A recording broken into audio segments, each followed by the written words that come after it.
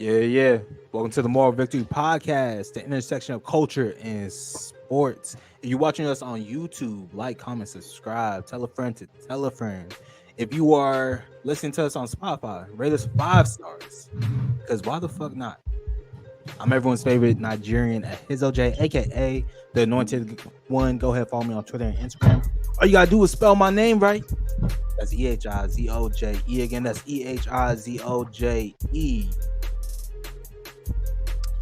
It's your boy, the one and only, aka it's your boy, Indigo Baby. Fuck, man. It's been a long day. It's your boy, Indigo Baby, aka Free Franchise, you dig? The one and only. Follow me on Instagram at INDIGOBBY.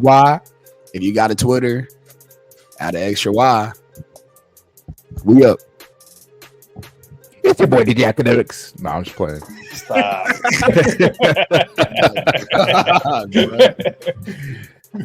It's the one and only Mr. Technical Difficulties, Blake. Who? Blake John. You know who it is. Follow me, BLK_JHN on Instagram. Yes, sir. And it's your boy, Phoenix, Mr. No Mic, Mr. I gotta use my laptop mic. Phoenix, the biggest bitch. Follow me, BIG_PHNX. Yes, sir. Biggest. Like Andy doing. Yeah. The biggest. The biggest ween. No Diddy. Hey, how my mic? Mic check.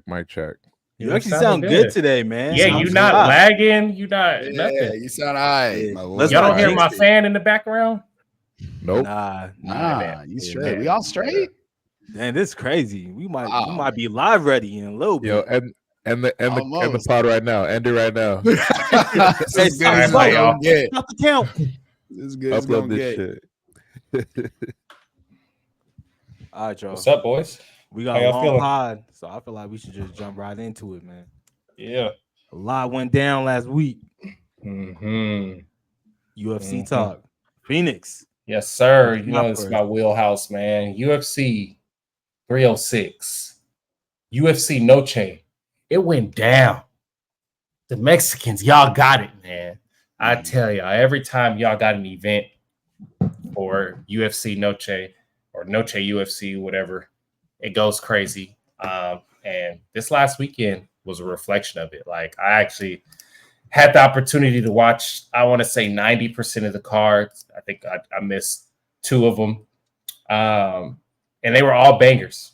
Like 3-4 of them came down to like people got knocked out in the middle of the fight and got back up. Like it was some crazy stuff. So Who's that lady who got her head split open? oh my God. I'm gonna get into that because she been pissing me off the last couple fights. Her name is, how do you say it? It's not Irene, it's Irene, but it's spelled Irene. Irene Aldana. But yeah, we got a lot of NFL to get to, so I'm gonna run through this really quick. All right. We got the young phenom, Mr. Chiwiwis himself. Chiwiwis! Raul Rojas Jr. came out with the decision. This is one of the ones that I missed. I saw a little bit of it. He's a dog. He's an animal.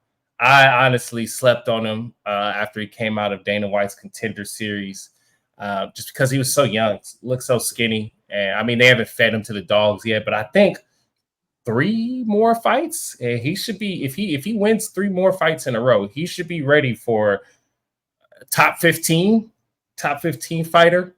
Jiu-jitsu's crazy. His cardio is crazy. The nigga is ugly as fuck, but he fights well, and he seems like a great guy. So I'm like the features on his face is zoomed out. Damn, that's a good way to put it. Zoomed out. Crazy. Let me see this face up close. Yeah, let's see. Like his face is regular size, but everything else, like his nose, his mouth, his eyes. Oh, that's crazy. Oh, he looked like a Roblox. He looked like a Roblox character. Holy shit, man. He looked like my thumb. He looked like my thumb. Hey, it's a good thing that nigga knows how to fight, bro. You know what he looked like? Bro, he looked He like needs those to know how fucking those thumb the thumb game Oh, Spy Kid. it's Spy That's what he look Kid. like, bro. That's That's what he foul. look like. God, your face shape. Thank God he good at fighting. You right. That's what I'm saying, Damn, man. so my shit just not gonna work. Like his parents knew. His parents were all Hey, like, I get that he came motherfucker out in the the womb. ring. They're all like, nah, jujitsu. Wait, how old is the dude? Oh wait, you can't even see my 17. other tab. I'm tripping. Nah, imagine. I'm tripping. I pulled up the little thumb person, and it's damn near identical, bro. Like God damn it. Oh man. It's so crazy, bro. That's insane. Now, why But, does parents do like that? Yeah, I mean, the good thing is that he's a great fighter. He's going to be rich, so I guess you don't really need looks if you're going to be rich. All right. Yeah. Hey, tell that Drewski. Damn. There's only so much you can pay for. It's only so much. I mean, I feel like that nigga definitely has enough money. If I was him, come on now, it's Ruby. If you were his financial advisor, how much money you let him spend on Ruby Rose, drop 100K, nigga. That's crazy. That's a lot. That's you not go, bro. That's you got to smash. I'm sorry, you got to be in them guts like Diddy. That's what I'm saying. He if he was to drop a bag, look, whoa, lotion that shit up, oil it. Maybe oil that shit. Oil it, yeah, oil that ass, man. I paid $10,000 just to oil that ass. I'll tell you that right now. You hear it? You hear this, Ruby Rose? Get at your boy. Indigo. I got a bag for you, Ruby. I'll take everything out of Robin Hood right now for you. I'll take it all out. All $40. Oh, and I'll find the rest. Finance. Klarna. Shit. Next fight we had. I didn't know either of these two fighters going in. I did get the pleasure of seeing this. These two dudes threw down. Joshua Van versus Edgar Chairez. Joshua Van won. He almost lost at the end. This is one of those fights where I wish I could pull it up with the UFC. They're some pussies when they come to show highlights. He literally knocked dude out on his feet, and he got back up and hit him with a spinning back fist and at like the last 30 seconds. It was crazy. This fight didn't see, didn't even look at highlights, so we're just gonna skip it out. You know what I'm saying? These two, Manuel Torres, Ignacio Bahamondes. I heard about these two after we talked about UFC 307 last week. I went and I did a little bit of research, and I kept these two, their names kept coming up, especially Bahamondes right here. I was like, all right, let me check it out. Mean kick this dude has. So I was expecting this the whole fight. This was another throwdown. It had a little touch of Max and Gaethje in there. They started throwing down in towards the edge of the cage towards the end of the fight, but he ended up knocking his ass out. Irene Aldana, Norma Dumont whooped that ass. Now this is why I'm pissed off at Irene. Let us know. If y'all watch her fights, and I've seen, she's an exciting fighter because she's a good striker, but that's it. Like when we see MMA fighters, right? They mix it up a little bit, even if they're not a wrestler. They have kicks that this Irene only boxes. She's a straight boxer. She stands straight up, and that's her fault because they take out her lead leg every single time. The last three fights, how the fuck, if you are her coach, you don't tell her to use her kicks. Like that's her. As soon as she starts fighting, they fuck up that lead leg. And they probably do tell her. She's probably one of those people who's just like, yo, I done told you 9 plus 10 is 19. If Johnny had 5 apples, bro, but how's she making this far? She's a good boxer. She's just really good at that one thing. She's really good at boxing, and she's a warrior. Rock Lee of the UFC. The who? Rock Lee of the UFC. No, not at all. That's it. That's the Rock Lee is whooping niggas' asses, bro. But he's only good at one thing. I see. I see what you mean. There's certain niggas he can't fight against because he can only throw hands. I don't know. I don't want to give her Rock. I feel like there's someone better to give the Rock Lee. Am I being sexist? I don't know. Okay, she's a Sakura. You know, Sakura just punches the ground. Yeah, that's true. but she ain't that weak though. No, I'm just playing. Shout out to Sakura. Now we reverse sexist. But yeah, she's a warrior though. That's also one of her main things. Like she'll get beat the fuck up at the every fight. She looks fucked up, and y'all saw the cuts. If y'all haven't seen the cuts, y'all look it up. She had her forehead split all the way open. That shit look crazy, bro. She looks how Tua probably feels. Oh my god, yes, that's a perfect way to put it. Head was split open. We could see her thoughts. It was nasty, and the aftermath of her being stitched up, just nasty. So I don't know what's next for Irene. I mean, obviously she's still one of the top ones, but I just don't think she's gonna learn her lesson. So what y'all doing? Good fight though. Like comes home looking like that after a fight. That's the craziest part. Well, what you telling her? You telling her to quit? You got to get a gas. Oh, are you running if she's a fighter? Are you running the fade for her? Like, yeah, who did this shit to you? Let me find these motherfuckers. Are you embarrassed? Like, you saying if she's a UFC fighter? Yeah, she came back with the Red Sea on her forehead. I tell you what, I'm not running no fade for nobody. If you're a UFC fighter, that's literally your job, brother. This is all I'm saying. Who did this shit to you? All right, make sure that motherfucker don't come within 100 yards of our house. None of us could beat that motherfucker up. You couldn't beat him? Come on, man. Man. Shit. Moving on to the main card, we had Ronaldo Rodriguez. Oh, yeah, another point. For this being Noche UFC, a night for the Mexicans, 2 out of 7 of the Mexicans won the fight. That's crazy. That's crazy. They need everybody to be betting on the Mexicans, bro. That's smart. Man, and to be honest, it should have been 1 out of 7 because this fight right here, granted, great fight. Ode almost got him out of here within like the first minute of the fight. I thought it was a wrap. And I personally thought Ode won the whole fight. And I think they gave a nod to Ronaldo because he came back towards the end and he finished on top of him. Pause. But he's Mexican. You know, they had to give somebody something. So I don't know. It was a great fight, but I think Ode won that fight. But regardless, Ronaldo's a great fighter. That was exciting. This is similar to this Manuel Torres and Bahamondes fight. Both some real strikers. I had Zellhuber going into this. Ribovic is a veteran, and he put them paws on him. I'm not even gonna lie. He put them paws on him. They threw down in the middle of the ring, and Ribovic came out on top. But Zellhuber, he gave it his all. Can't be mad. Now the main 3, the ones we care about: Brian Ortega, Diego Lopez. Now let me say this before I go into the main 3. I'm gonna give you guys the floor to make me not say I told you so. Go ahead.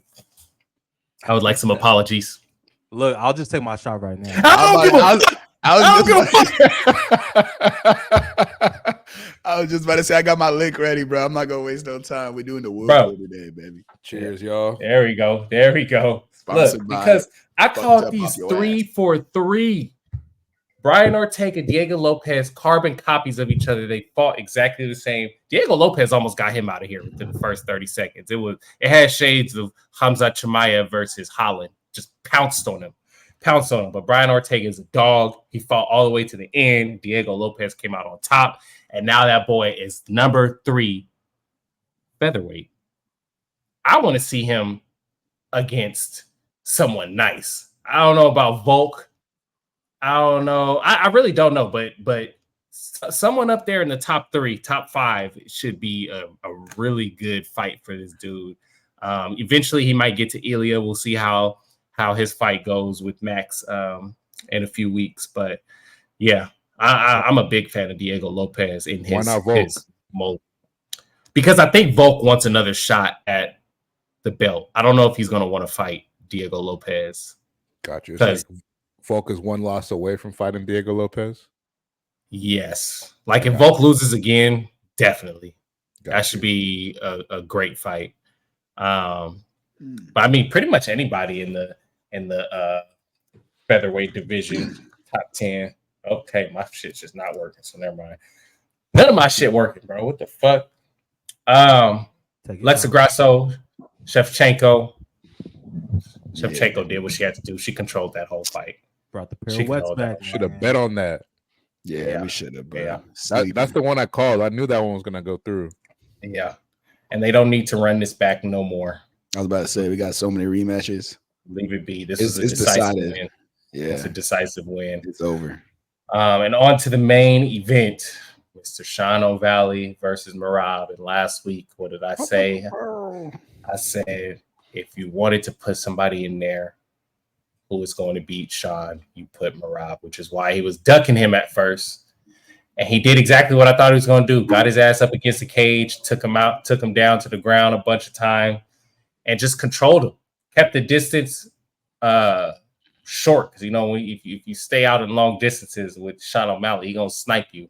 He couldn't really touch Merab. And they had that weird little interaction in the beginning. I don't know if you guys saw, but literally right when this fight started, Merab started yelling at Sean O'Malley's corner because apparently Eric Nixick, Sean O'Malley's coach, was like saying stuff to Merab, like saying, Merab, be patient, Merab. And apparently that's what he was doing when Sean O'Malley fought Aljo, and Merab was just a little emotional because he thought that was unfair. I think it was stupid. Herb Dean, the referee, usually probably my favorite referee in UFC, but he was just on some weird shit this whole fight, telling Merab to work when Merab is winning, making that whole thing a big deal in the beginning with Merab yelling at the coaches. It was a mess. It was a beautiful mess, but Merab's out front, and I think next we see him against Umar Nurmagomedov, Khabib's, what is it, nephew or cousin? That should be a good fight. I honestly think that Merab's going to lose that, but we'll get back to that in a couple weeks. But overall, UFC, Noche UFC, in the Sphere was beautiful, beautiful production. That was probably one of the best sporting events I've ever seen. More sporting events need to be in the Sphere. That shit was fucking beautiful. They had movies playing, little short films about Mexican heritage, things like that.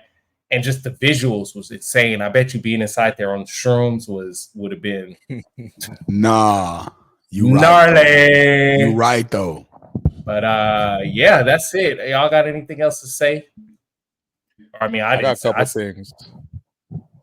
I think what happened was with Herb Dean, Dana took him backstage and been like, yo, we can't have no more wrestlers taking away the shine from the strikers. So I need you to make this a very entertaining fight. Herb Dean said, I got you.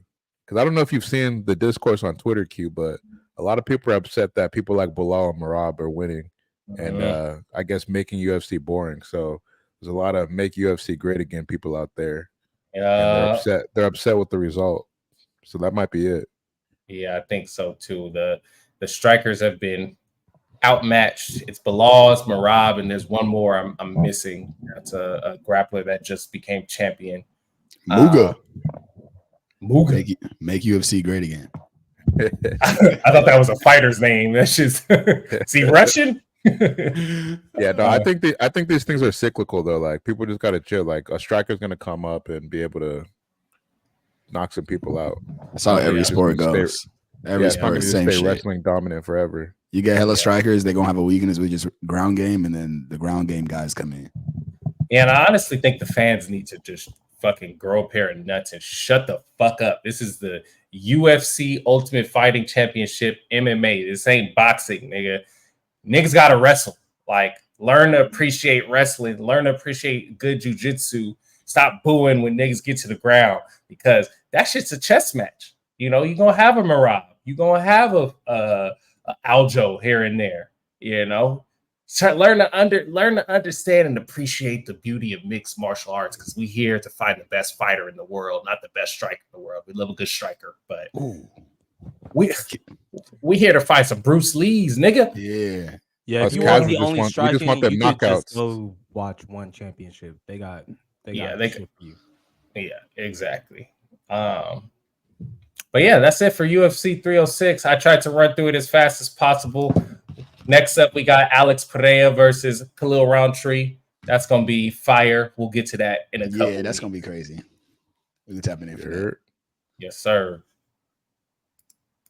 Oh, that's the 28th. Let's go. Well, yeah, that's Andy's it. That's 30th in Vegas. Andy's 30th at the UFC event. Ooh. Why not? Yeah. Why not though? That would be fire. Hey, you coming up with some good ideas, my boy. Yo, check ticks. Y'all niggas got $1,000 for ticks. I mean, Andy's been killing it with the bets, so maybe he Man. Andy gonna fund the entire pod. Andy gonna fund us all. Y'all go watch. I can live stream this shit for you. I got Stream East, nigga. It's gonna be Stream Indigo. That's what it's gonna be. Shit. That was a great recap though, Q. Appreciate it. Very informative. And Shout out Q, man. Yeah, shout out Q one time for the one time. Are you officially there?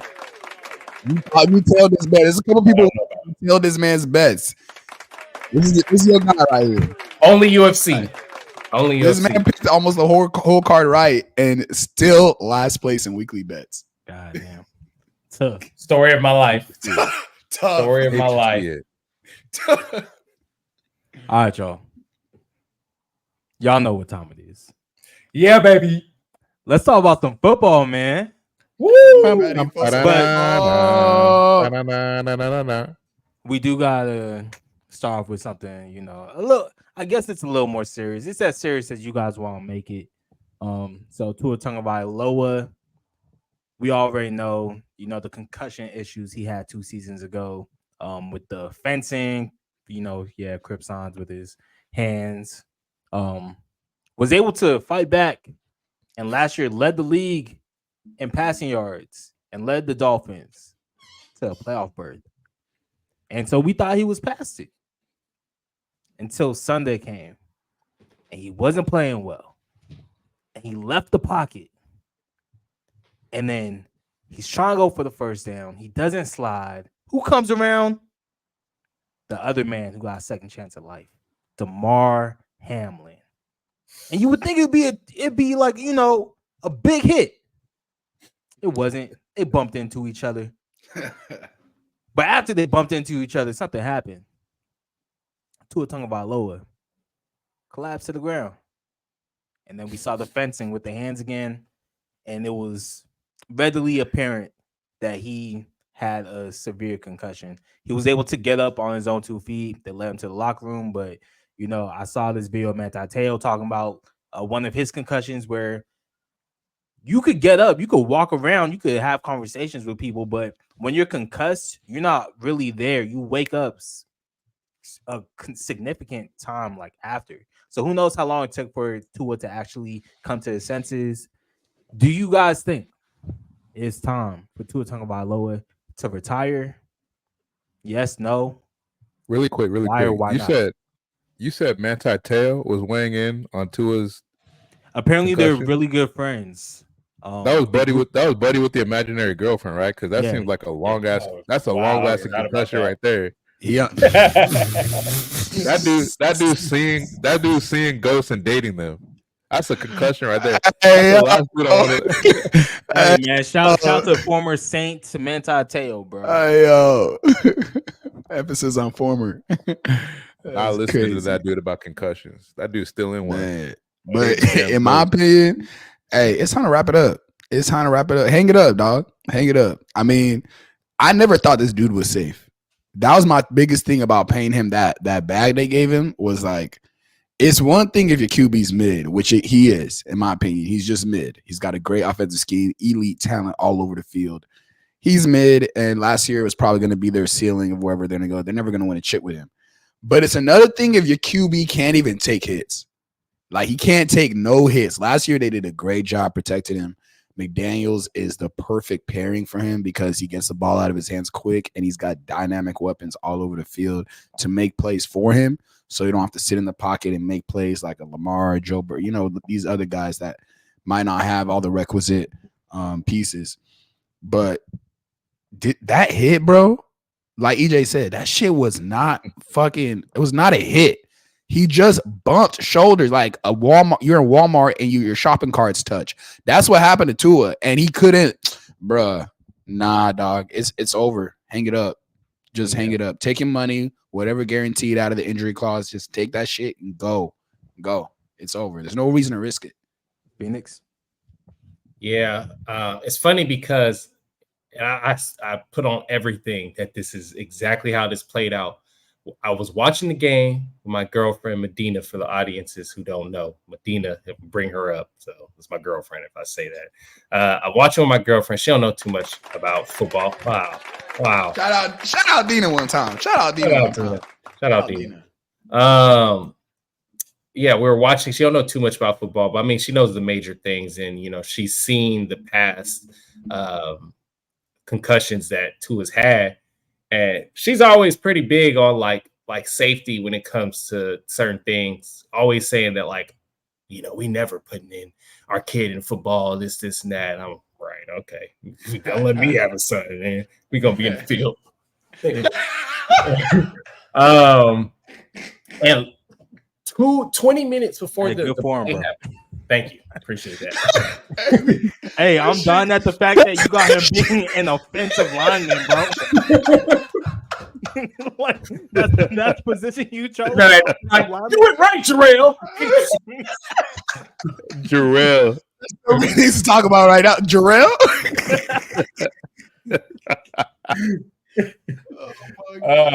But 15 minutes before that happened, we were talking about the Tua injuries that's happened, the concussions.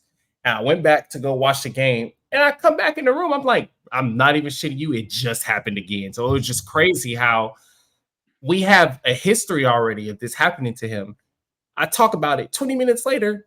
This shit happens to the nigga, bro. Maybe I jinxed him, but regardless, EJ, Indigo, y'all right. It's not it wasn't even a hard hit.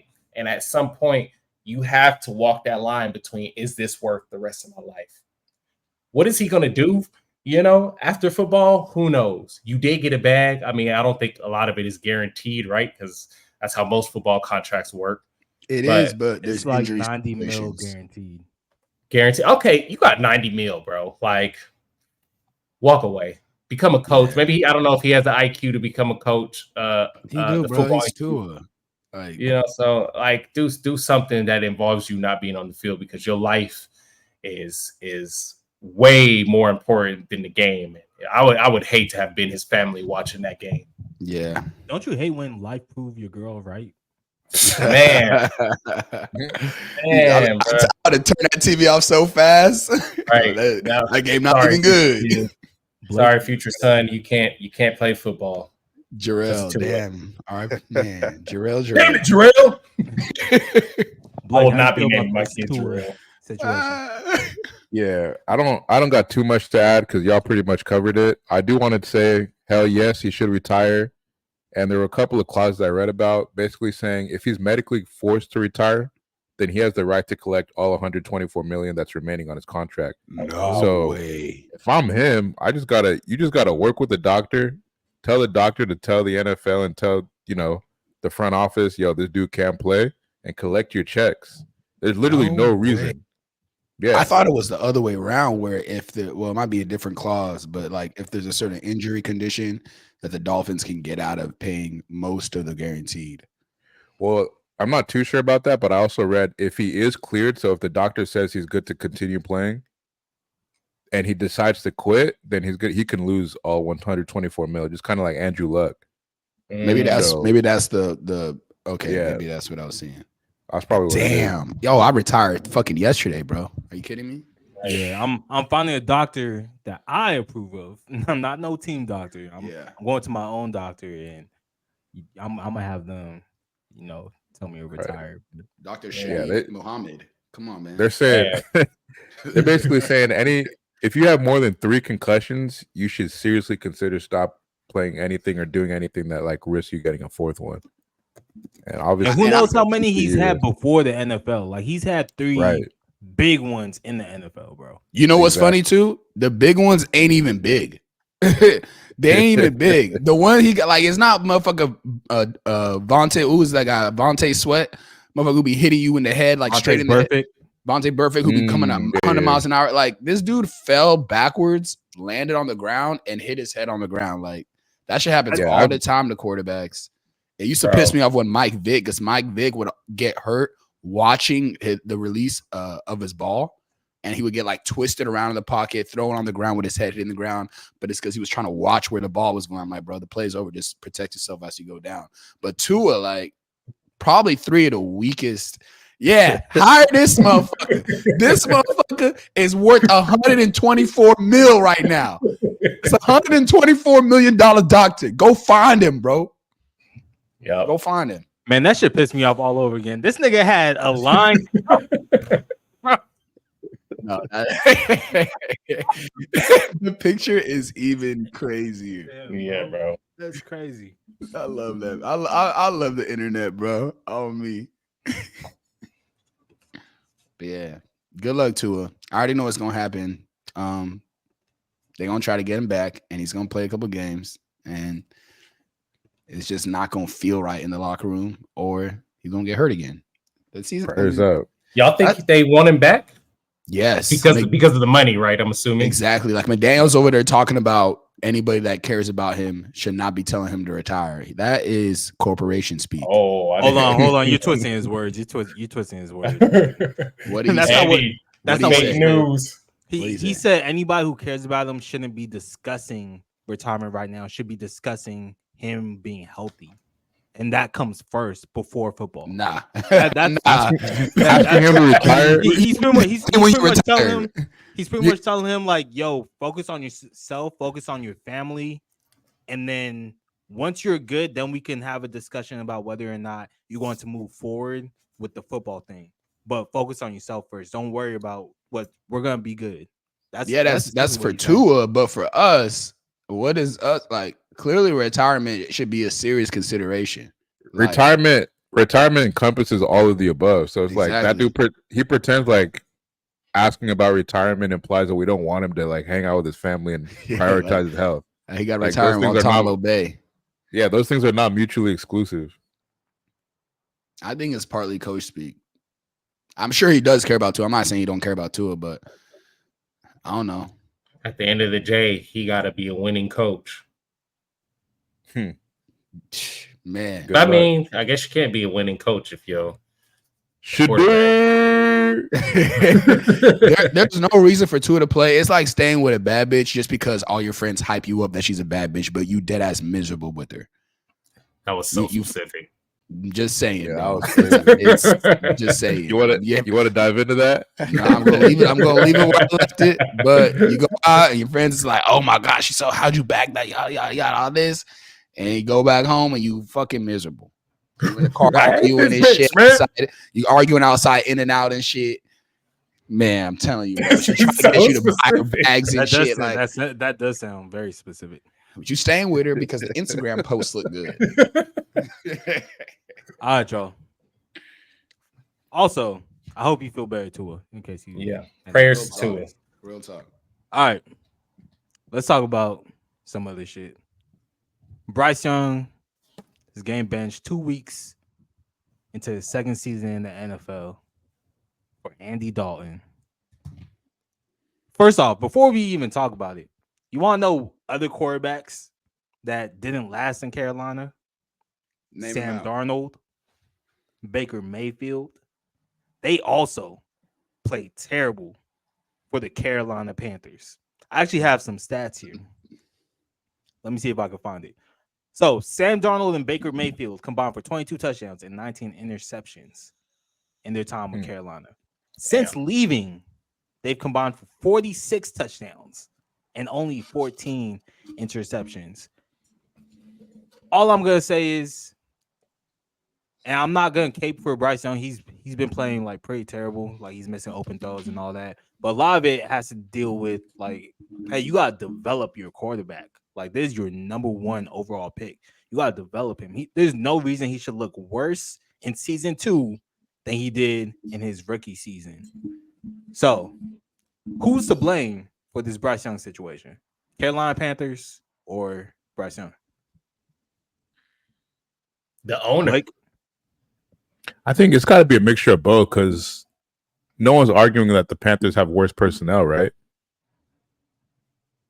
Well, ask Andy. Yeah, I mean, I don't know that off the top of my head. He saw the personnel and decided to bet on them week 1. Panthers probably got.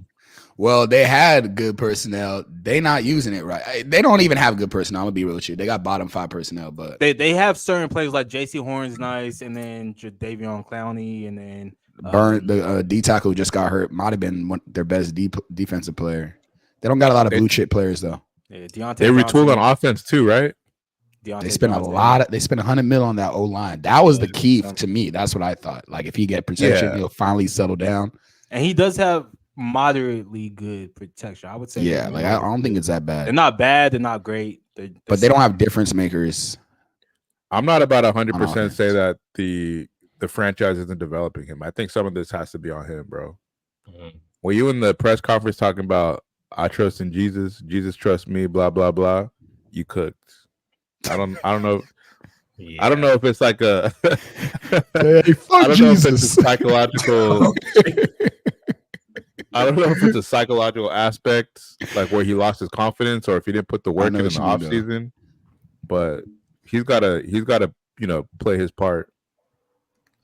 Yeah, I read this question wrong in the pre-pod notes because I saw who's getting fired, and I did a little digging, and that was the question. I just ad-libbed. No, yeah, but I think I still read it. I think I still took it wrong because I came into this saying I don't know who needs to get fired because I looked into it, and this might already be information people know, but the owner of the Panthers is the one who wanted this whole thing, right? He wanted Bryce Young. He wanted to not go. I think the coach, what's the name of the coach? The current coach? Last year, it was last year. It was Frank Reich. Oh, was it Frank Reich? Well, whoever was there when he was drafted. So yeah, he wanted CJ Stroud. He wanted CJ Stroud. The owner wanted specifically Bryce Young, and they did probably one of the worst trades in NFL history. Gave up the first, the worst, yes. So I tried to put a little fluff on it. The worst trade in NFL history, where they give up potentially getting Bryce Young and also the number 1 draft pick of this year. I don't know if I'm butchering that, but what do you do in this case? Right. Like the owner is going to do what the owner wants to do, and now you're stuck with this undersized quarterback who has to damn near jump or go on his tippy toes every time he fucking throws the ball. It's probably like 180 pounds soaking wet and can't really do much work outside of the pocket. I think they're stuck here. And I mean, Andy Dalton will probably make them a little bit better in the short term. But at the end of the day, it's fucking Andy Dalton. So I don't know how much more they're going to get better. Sorry, Miami, but I think Shedeur is probably going to the Panthers. And they're going to repeat this whole process right all over again. Yeah. Because I agree with you, Q. Look, Bryce Young is not that. It's not that he's not the answer, but he was never special enough to go number 1. And I'm not a scout, so I didn't have a say on who would be better or anything like that. I didn't think he'd be this bad though.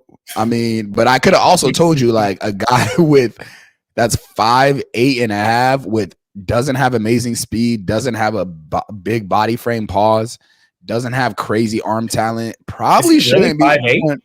Say what, bro? He's like really 5'8.5", 5'9". He's short, small, skinny, not great arm talent, not great athleticism. There's nothing. You got to be. The profile was he's good at everything.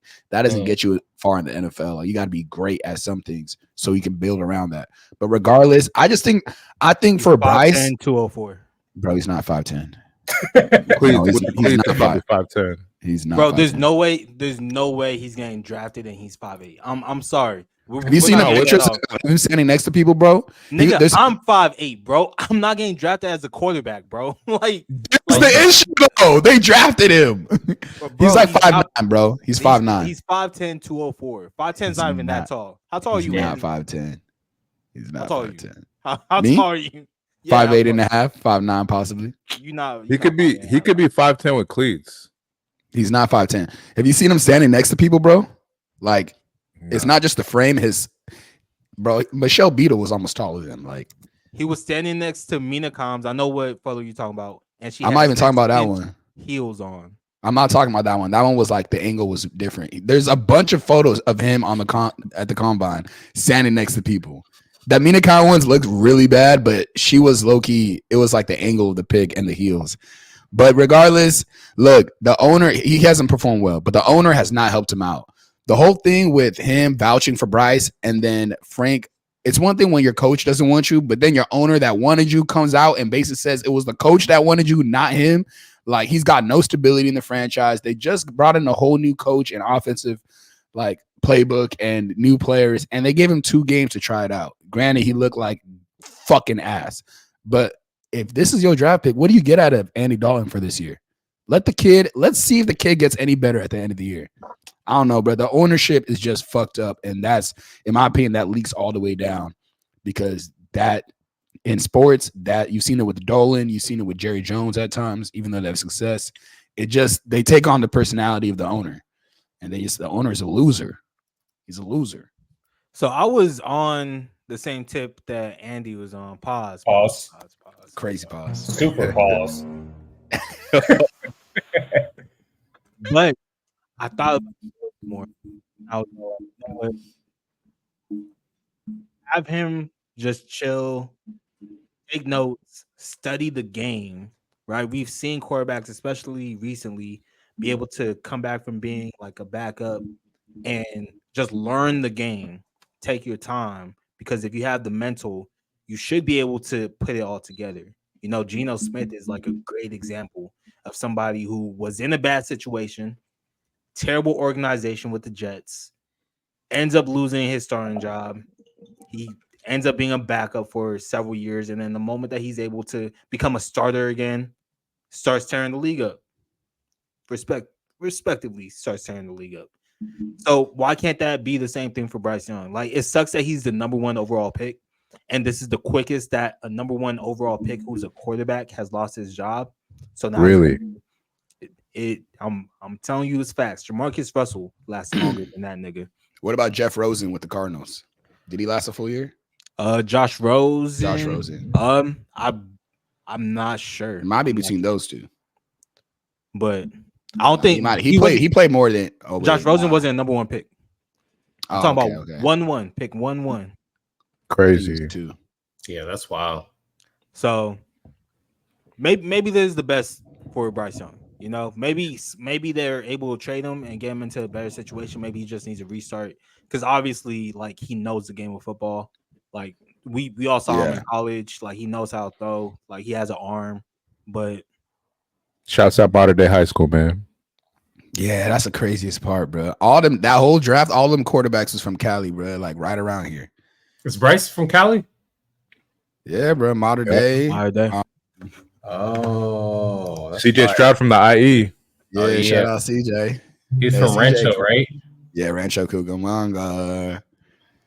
I just seen a picture though. Bryce Young and Kyler Murray like the same size. Kyler's just way thicker. Pause. That's all I'm saying. He's not. I was like, what, 5'9"? He's 5'10". Kyler Murray's 5'10". Kyler knows how to scramble. He knows how to scramble, and that can. So I'm saying, Kyler got a crazy arm, and he's stupid fast. Like, yeah, and Kyler Murray might be the greatest quarterback ever to come out of the Texas high school football, which is crazy to think about. Out of all the quarterbacks that came out of Texas high school, he's like the most winningest, the best stats, all that shit, bro. What about Mahomes? Texas Tech. We're talking about high school football, though. Oh, high school football. I'm not talking about like legacy. Oh, you're saying Texas? Oh, I thought you were talking about Texas. Like what he did in high school. Like, he's better than Drew Brees, better than Matthew Stafford. All these, like his high school stats. Yeah, ridiculous. I know he went crazy. I don't know. I haven't cross-checked everyone else, but he did go crazy in high school. That's wild, because that's like the number 1 state. All right, enough about the trash. Weak ass Panthers. Let's talk about underdogs. We had hella underdogs come up with some dubs this past week. Who do you guys think was the underdog that impressed you the most? Actually, I'm gonna pull a Q. before we move any further, talking about underdog wins, two people owe me some shots. Two people owe me some shots. Back on that Woody. Blake. Andy with the sky. Back on that Woody. I got this for now. Hey, cheers, Brody. Cheers, my guy. But think history will prove us right, my guy. And while they're taking a shot, Phoenix, who was the underdog that impressed you the most? Week 2. I don't know if this is going to be necessarily the most impressive. I don't think you guys are going to think that this is most impressive, but just because of the team that they took down, and because of how much naturally I hate on them as a Niners fan, I'm going to go Raiders. Like I didn't expect them to come out. I mean, I don't know. I think that was more of a Ravens loss than a Raiders W. But I mean, Gardner Minshew was looking a little saucy during the game when they was on their way coming back up. And I was really impressed by Brock Bowers, their tight end, and kind of sick that I didn't pick him up when I could have picked him up in a couple of my leagues. I thought about it too. But something about big white tight ends, man. They always gonna come through damn near, bro. I don't know what it is. That was crazy. Big white tight ends is so crazy. God. Oh man. Why'd your eyes just roll back? Hit that nigga with the triple homicide. That's cute. I love me a big white tight end. I know what Medina's surprising you with for your birthday, bro. No. George Kittle gonna show up ass naked to your front porch. I'm about to take care of this. Give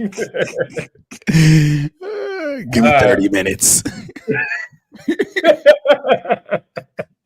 Oh my god, man. That's wild. But yeah, Raiders were pretty impressive. I don't know how long that's really gonna last. I don't know if it's a fluke, but I was genuinely surprised watching that game. Obviously, I didn't watch the full game. You know, I'm red zoning it up, but I had to tune in when I saw they were coming back. And I don't know. It gives a little bit of excitement post Derek Carr, which is we'll get to that because you know.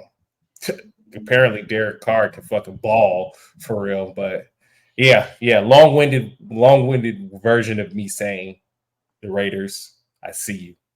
They went crazy. Blake, Raiders.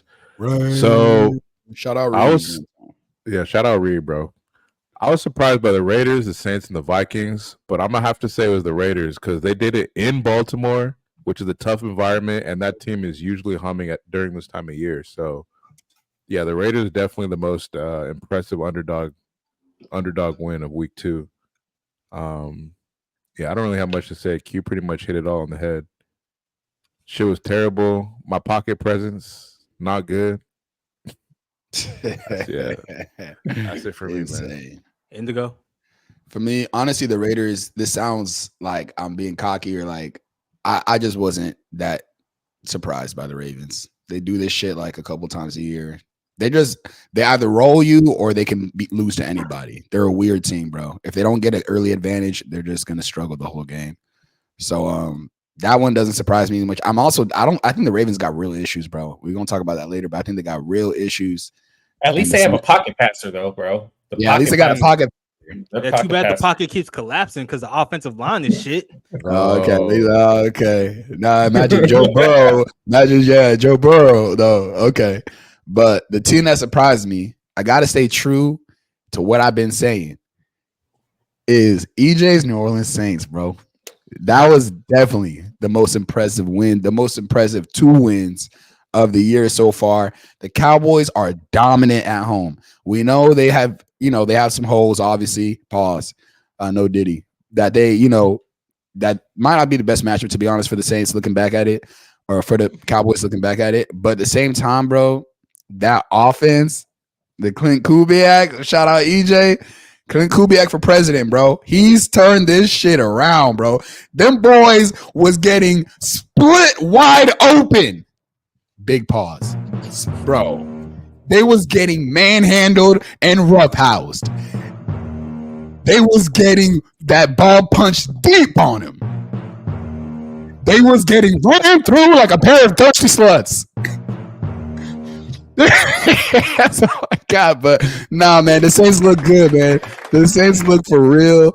And the only favorite I felt sure about that weekend was the Cowboys, because I thought the Saints a little overhyped off the Panthers dub. Cowboys ball out at home. I thought they're gonna get exposed. I thought this O-line for the Saints was gonna be bottom 5, but they've worked around it. They look good, man. They're gonna be a dangerous team for anybody to face this year. I'm glad you were able to swallow your pride. I had to, bro. I couldn't believe that shit. Pause, bro. I like Pause. I'm mad, bro. You let him get me. All right. I know you guys are expecting me to say the Saints, and he was. But I didn't even view him as an underdog. You know, I thought that was obvious. I thought it was obvious. This guy stinks. I thought it was obvious. But you know who is an underdog through and through this season? It's the player that, you know, people didn't even have him starting over a rookie quarterback going into this season. You know, one of the best quarterbacks ever in UFC history. Who UFC also history is crazy. In UFC, it's true. You look at the tape. Oh, I thought you said UFC. I was like, University of Southern California. I'm talking about Samuel Richard Darnold leading the Vikings against his former 49ers, who let him walk in favor of Mr. Irrelevant Brock Purdy. And you know what he said after the game? He said, how dare you let me walk? He out here throwing bombs to Justin Jefferson while Brock Purdy is making mistakes on the other side of the field. I gotta admit, once I saw JJ McCarthy, actually even before JJ McCarthy got hurt, I was like, Vikings are trash, bro. I don't know what they're gonna do. I didn't believe in JJ. And then now you got Sam Darnold over here. He playing like those first 3 games where he was with the Panthers before they fucked everything up. Sam Darnold might be legit, and he just needed a competent offensive coordinator to guide him through those ghosts that he's always seeing, man. So shout out to the Vikings. That's my underdog win of the week. They 2-0. I'm shocked. That game broke my heart. That game broke not only your heart, but every limb in the whole entire 49ers offense.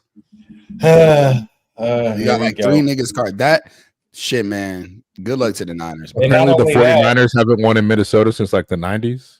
Oh, yeah. I saw that stat, which is crazy. And I was itching to bet it, and I was like, this is going to be the one time they win.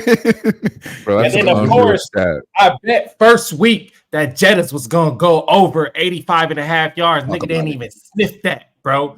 And then, of course, they play my team, and the nigga gets it in one play, 97. Double homicide, bro. I was sick to my stomach, man. I could have been up. Homicide.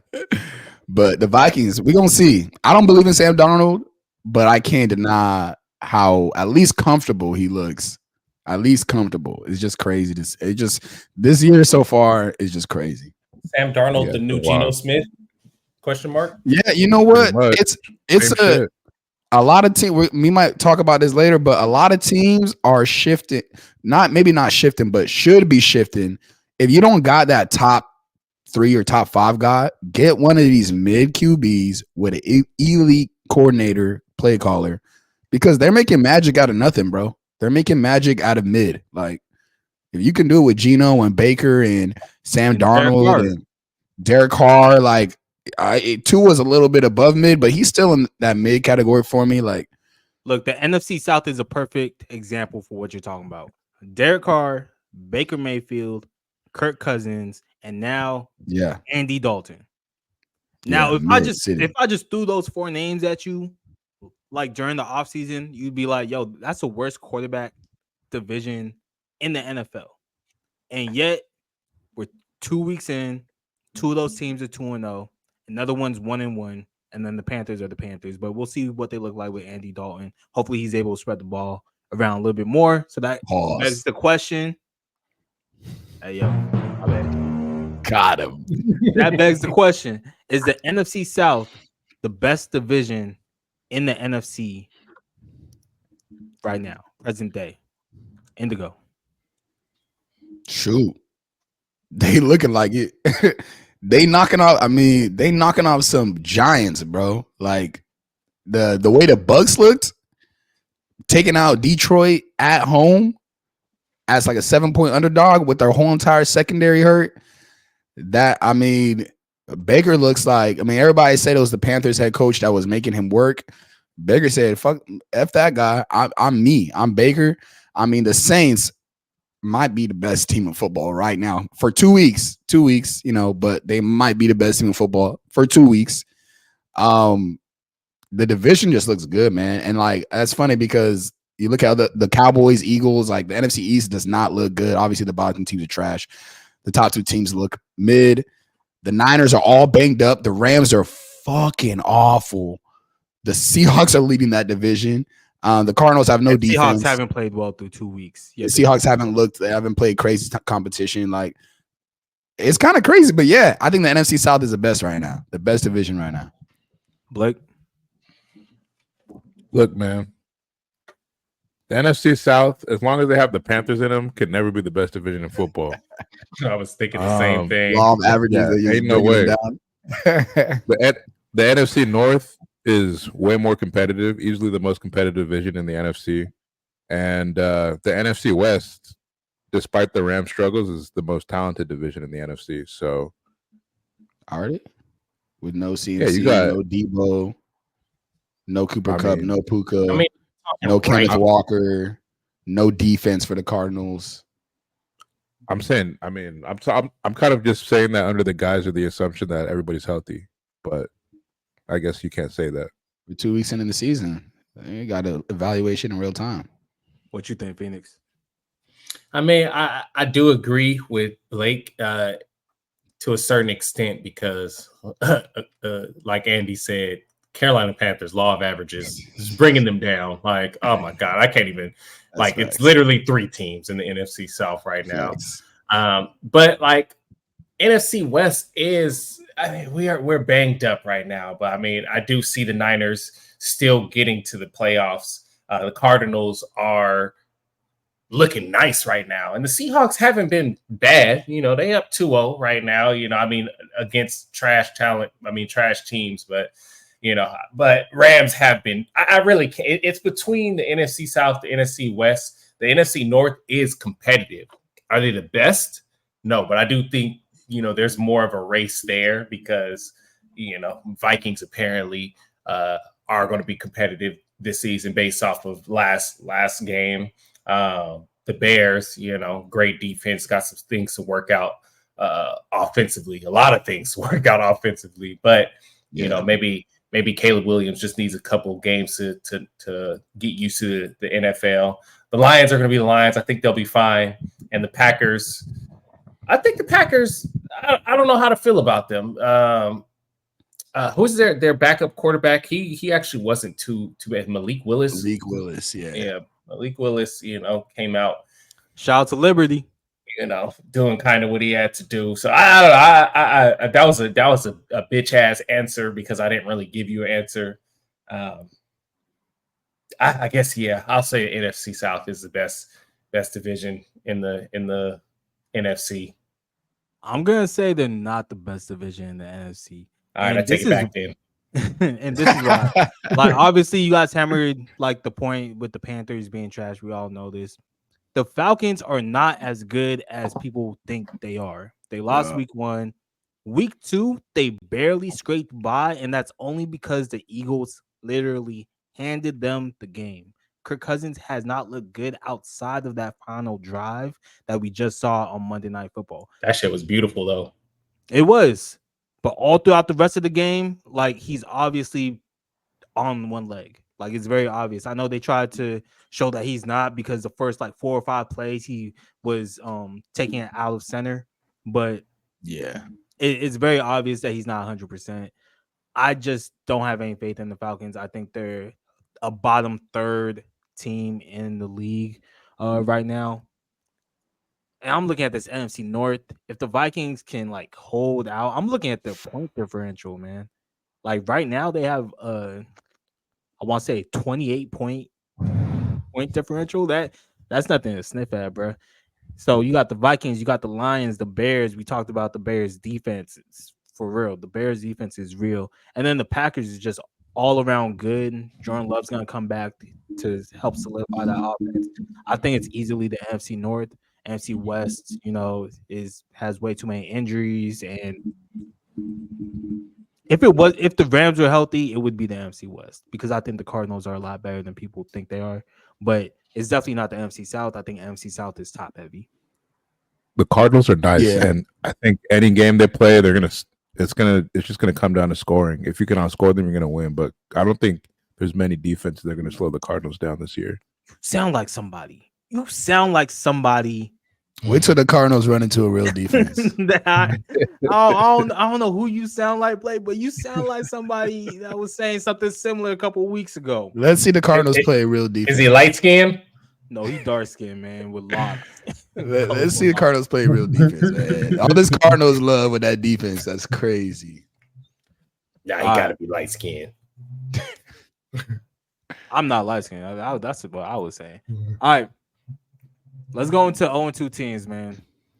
And let's not talk about the Panthers, because we know they're not please. playoffs. Love so much of our time. Let's talk about teams we thought would be good that are now currently sitting at 0-2.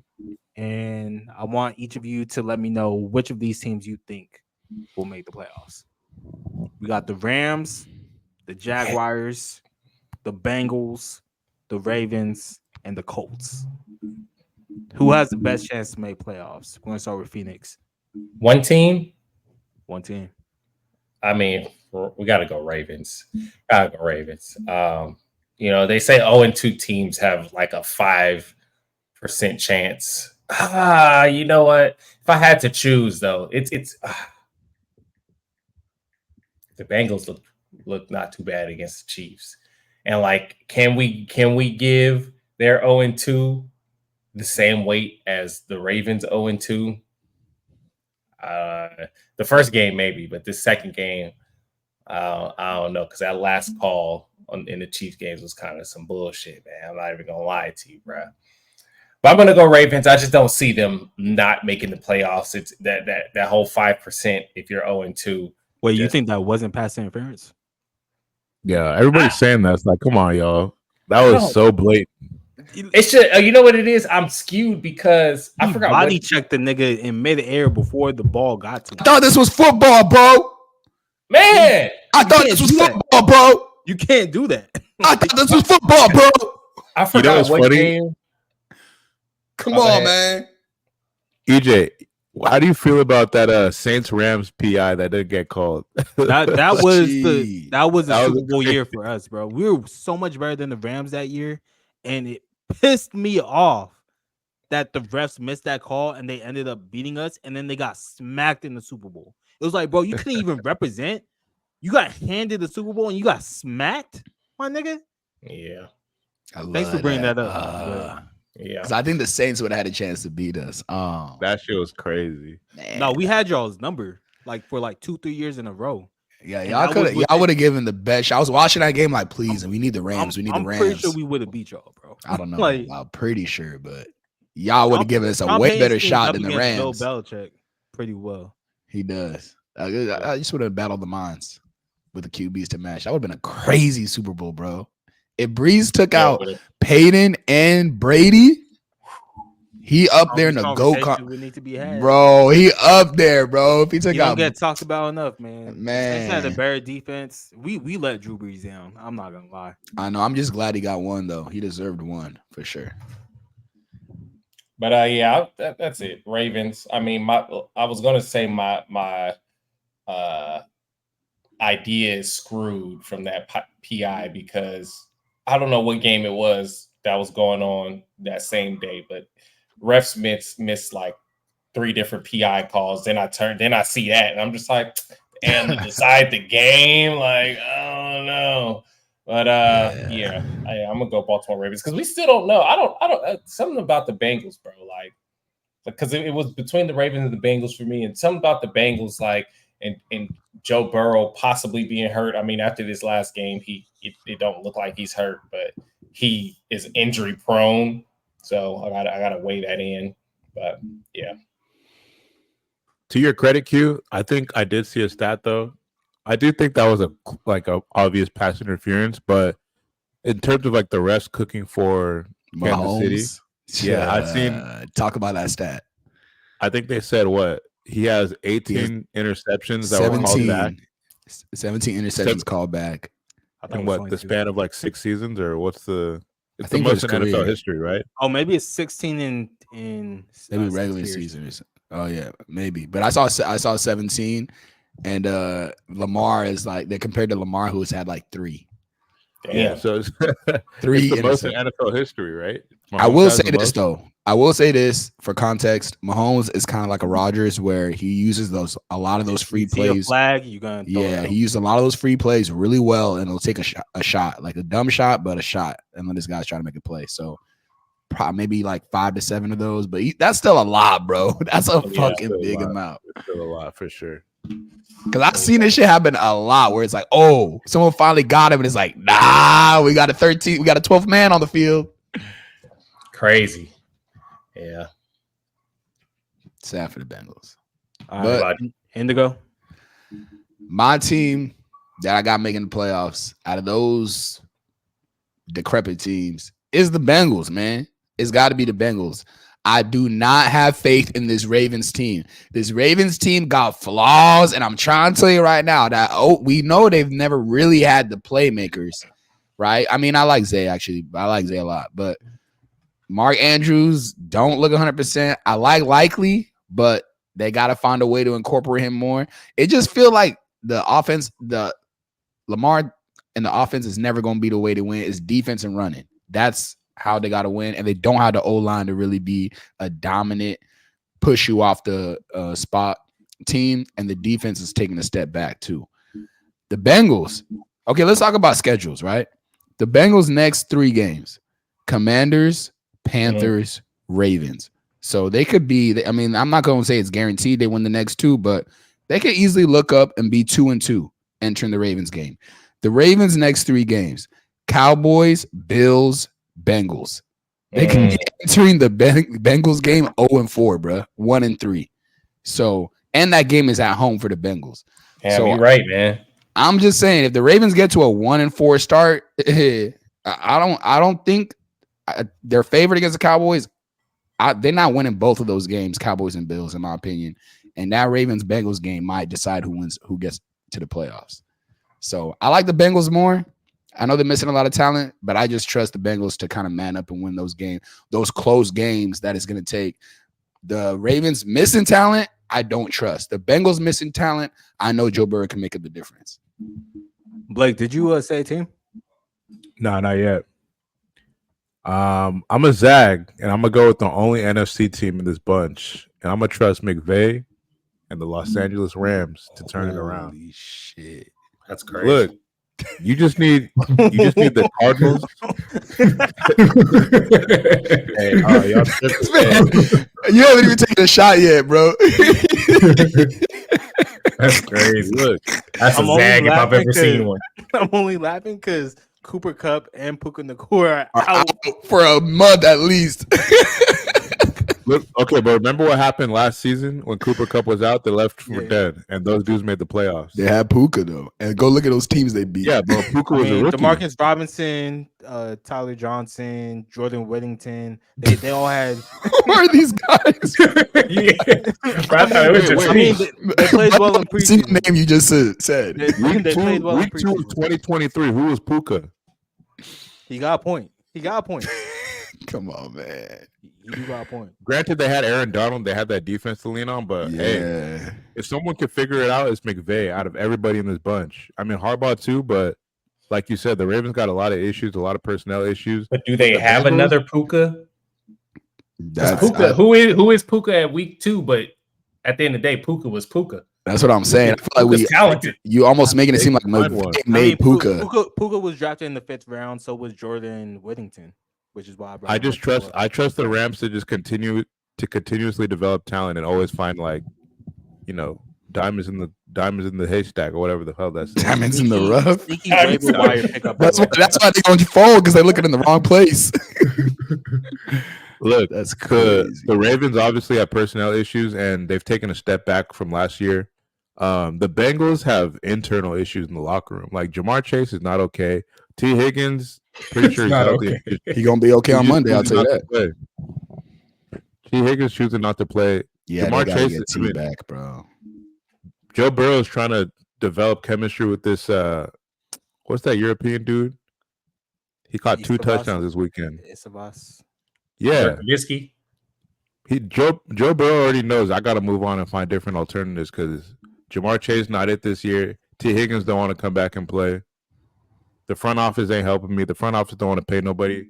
That team and that franchise is demoralized, and they know that they're not prioritizing Joe Burrow. They're not prioritizing the talent that they have. So I'm definitely not betting on the Bengals. The Ravens, they could probably do it, but their schedules it's not looking good. So I'm going with the Rams. You just need the Seahawks and the Cardinals to fold. That's it. And San Francisco might fold Cardinals too. ain't folding. They look nice right now, man. All I'm saying is the Rams have the least. They have the least people in the way. They got Passive- the passive people in the least way are the consistent. people they have on IR. No, They weren't even good, but that, bro. I think last year they overachieved. If anything, they overachieved. Yeah, they had Aaron Donald for sure. Yeah, they might be the worst team in that entire conference, to be honest. We're Might gonna be see. besides the Giants. And Hey, we're gonna see. yeah. All I know is after 2 weeks, and nobody knows shit, bro. Nobody knows shit, but I'll say this for the probabilities of not knowing shit. Matt Stafford, you think he's gonna stay healthy? I don't know how old he is. He's got to be like mid-30s, something like that. He gets one elbow bruise. You think they're gonna play him, or are they gonna sit him down for like 3 games? Hey, man. 36 years old, man, and he's injury prone, Sheesh. man, and he's gonna be throwing to bums. He's gonna take that month off. Just watch them wax the Niners this weekend. Then we're gonna see it. That would be crazy. That'd be real crazy. Please, God, no. That's not gonna happen. All right, Yeah. so my team. Bengals weren't even in the discussion for me. I Oh don't my think they're as good as people want to like hype them up Doing for too themselves much, to be. They just happened to match up pretty well against the Chiefs, so we saw them play pretty well. No T. Higgins, no Joe Mixon, no DJ Reader, but they just happen. Come on, man. What's the matchup Are you that they saying got? no Joe Mixon like he's hurt for the Bengals? He's not on the team anymore, dog. That's because I'm saying what's not the on the matchup? roster. Because I'm saying He's what's not the on the matchup? roster. Yes, so what's the matchup that they match up so well with? There's only one constant. Defensively, they match up well, bro. Oh Trey my God, Hendrickson is bro. always in the backfield. They He's gave up always 26 there. points to the He's Chiefs. always there. It's like, bro, why are you always chasing Mahomes? How about So, that? it's not a matchup. They have a great player.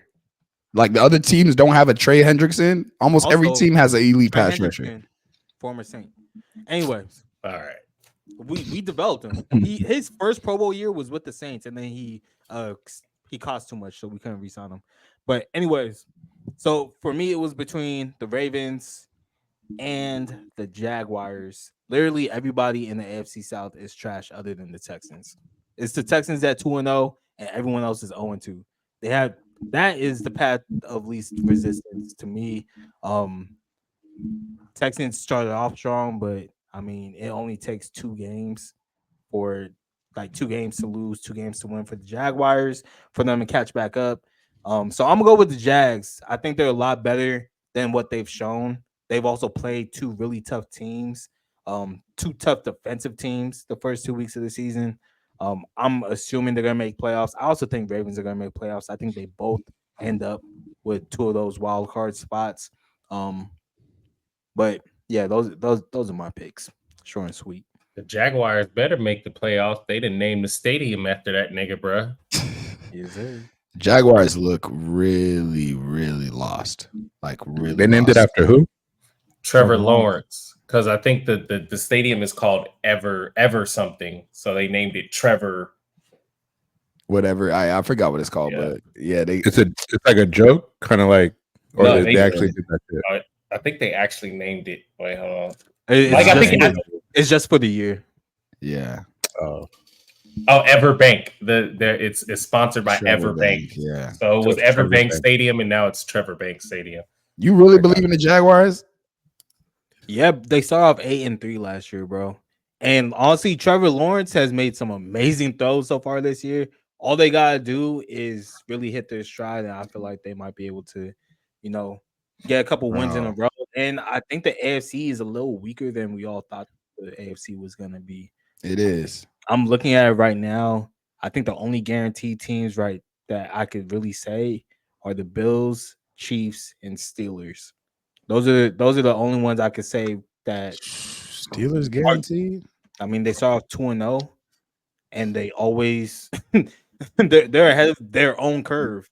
Usually they're 1-1, and then 2-2, and then 3-3. So 2-0. I think they're gonna, and their point differential is pretty solid right now.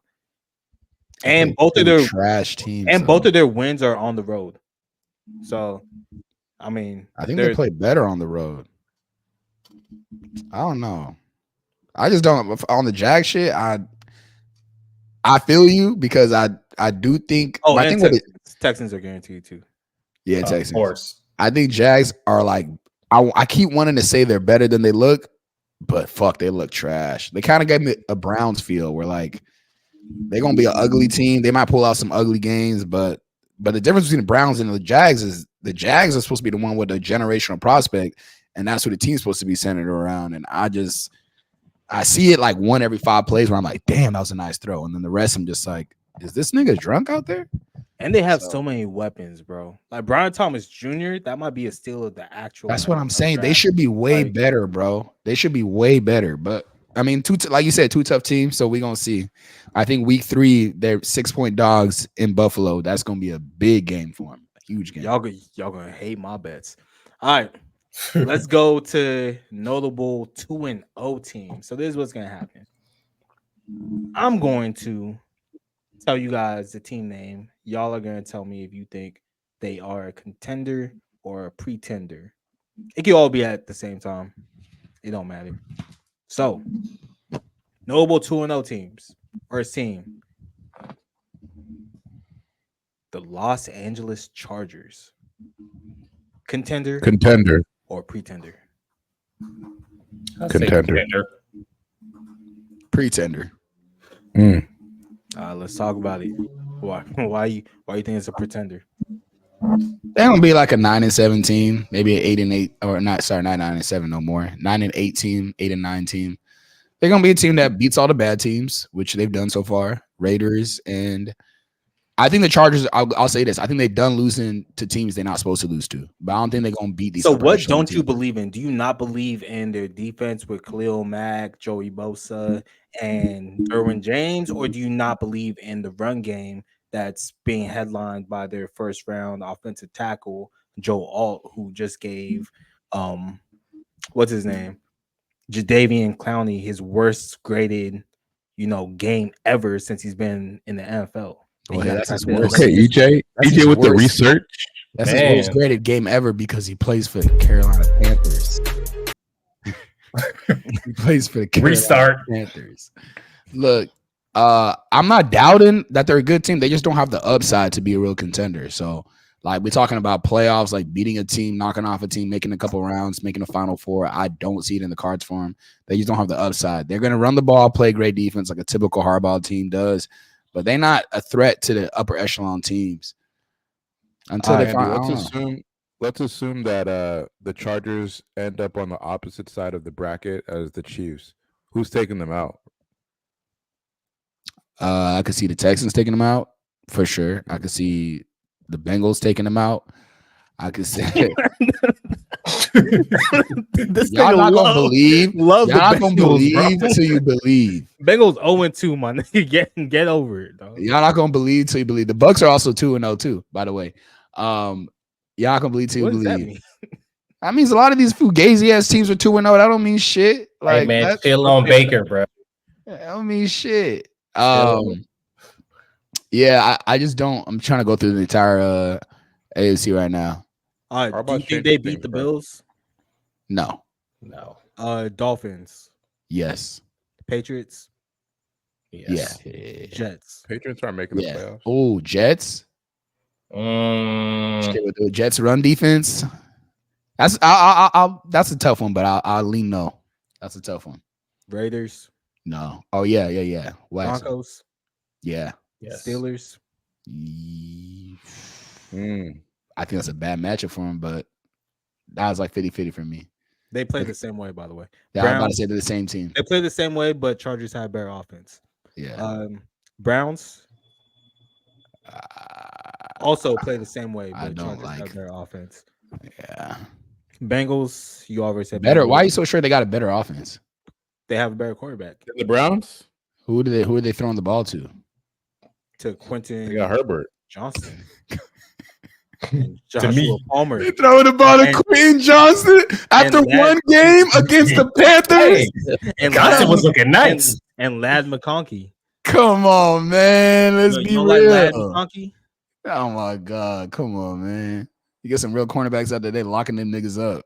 I mean, at least Justin Herbert's throwing it where they could catch it. Amari Cooper's just still looking for the ball. Like, I know, yeah. Deshaun is not helping. Throwing it. It's crazy. Come on.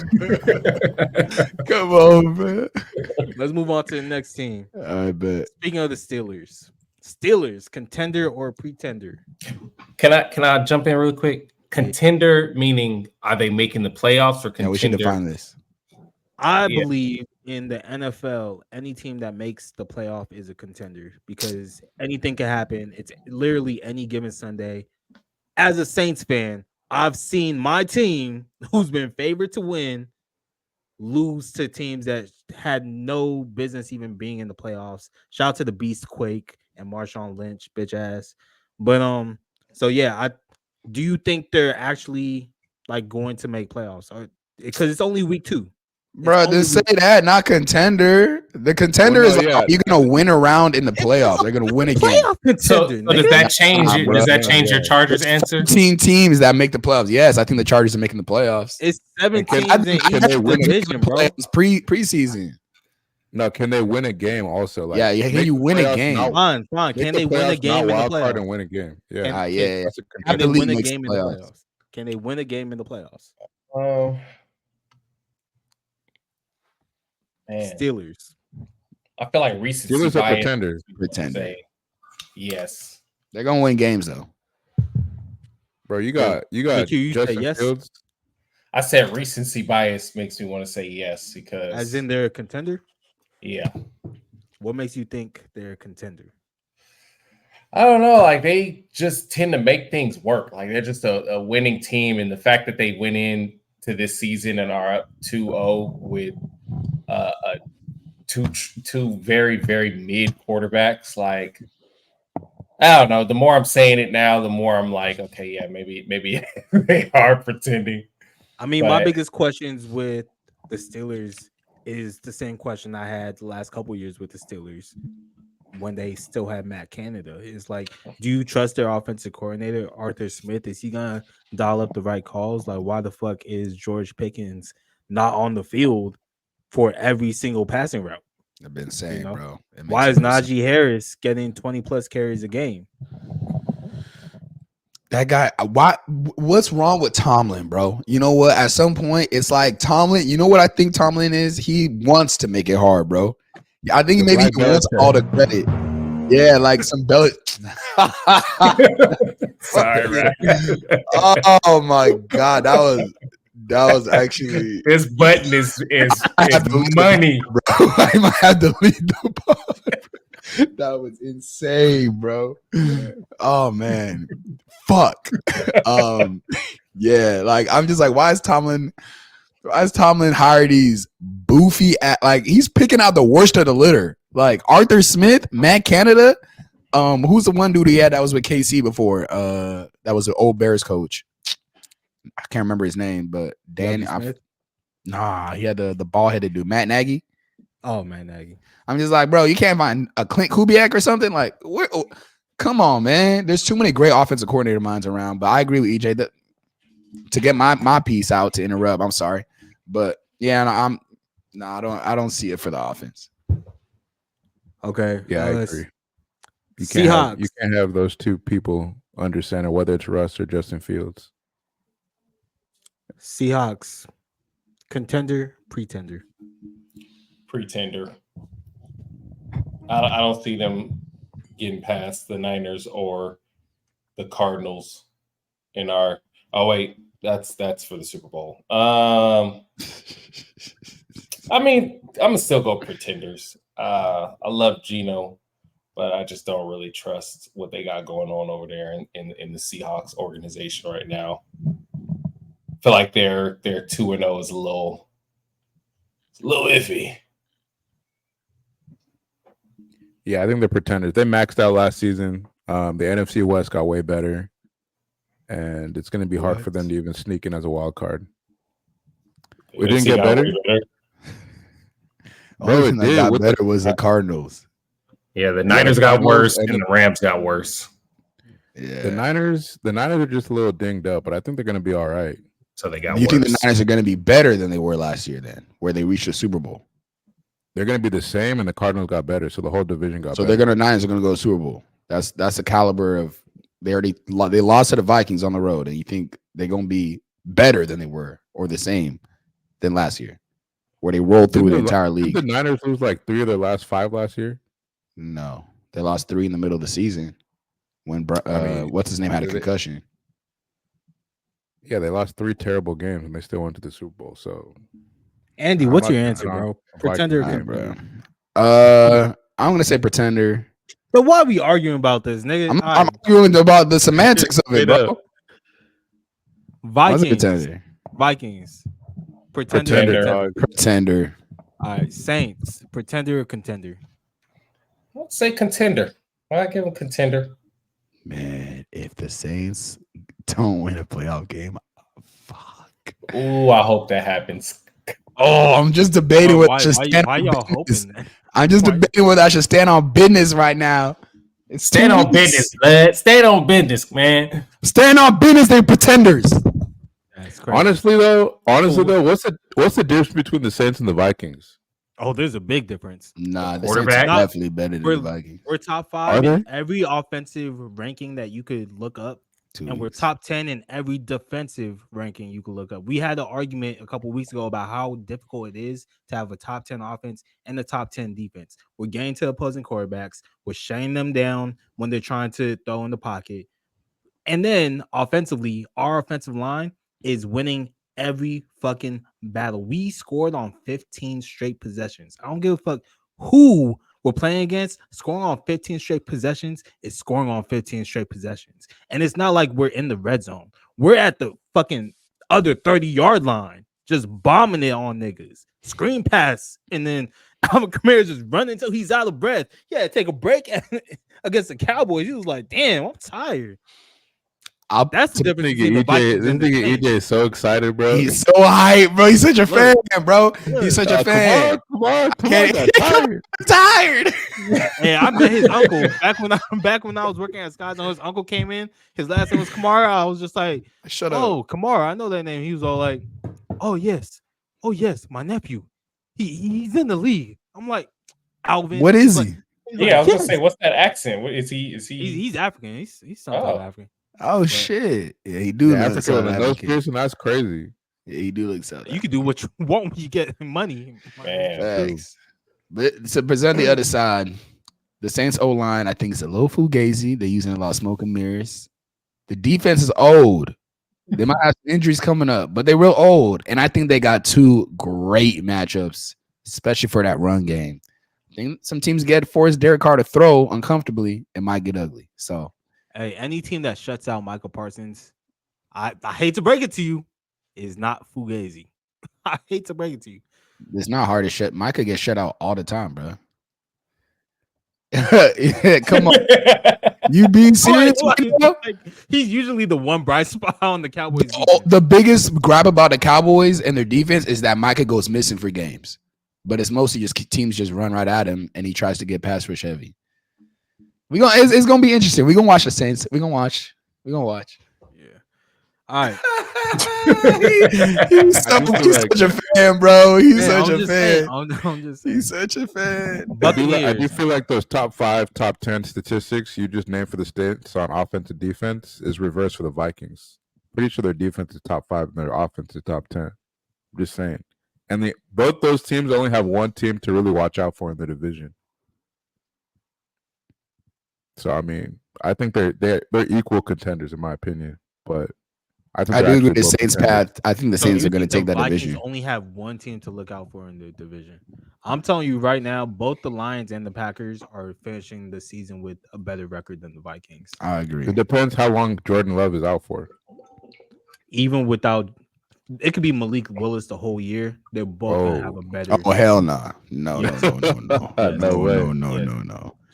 All right. They need Jordan Love in back and forth games. I feel like we've been in this position before, but okay. I took as someone who took the Packers this past weekend. Nah, no. They need that motherfucker back. Buccaneers, contender or pretender? Pretenders. Ooh, I'm I taking like contenders too. I like contender as well. Baker's different. Baker's nice. That's crazy. How much of this guess team that's really turned over since Tom Brady? Say what? They lost a lot of defensive pieces over this recent offseason, and then also during the last game, Antoine Winfield was injured. Most people thought that the defense was going to take a step back, but Todd Bowles, obviously a defensive-minded head coach, has kept it together so far 2 weeks into the season. Okay. Are we going to talk about the Bills and the Texans? I mean, I think those two teams were already, like we all thought those were playoff teams. So sure. I kind of only picked out the teams that were like surprising.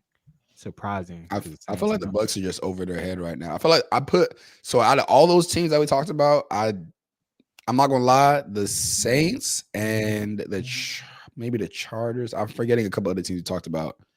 Probably Chargers, Steelers, Seahawks, Vikings, Saints, Bucs. Yeah, my favorite two are if I had to pick two, ironically, I said pretenders for both of them. But if I had to pick two, it'd be the Saints and the Chargers. They just got a formula that I could see working, and then good quarterback. I don't want to say good with Carr, but at least average.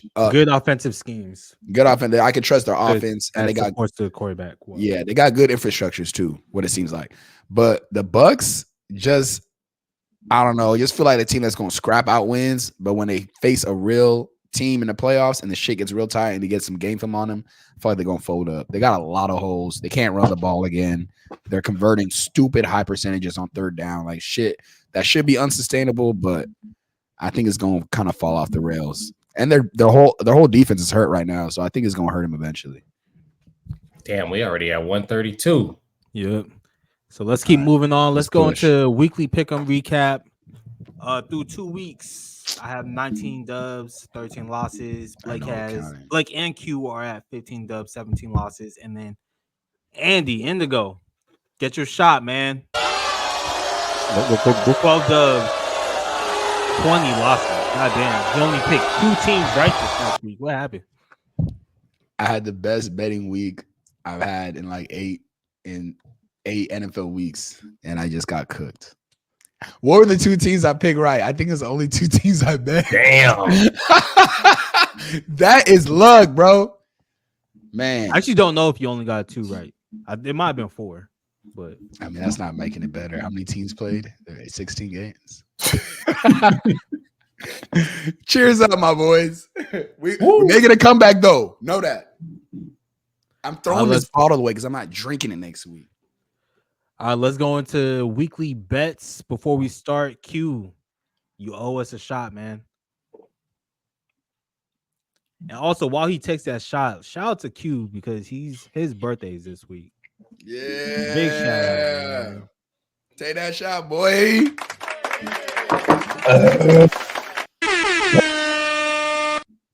Sir. Birthday. No Diddy, but shake that ass. That was All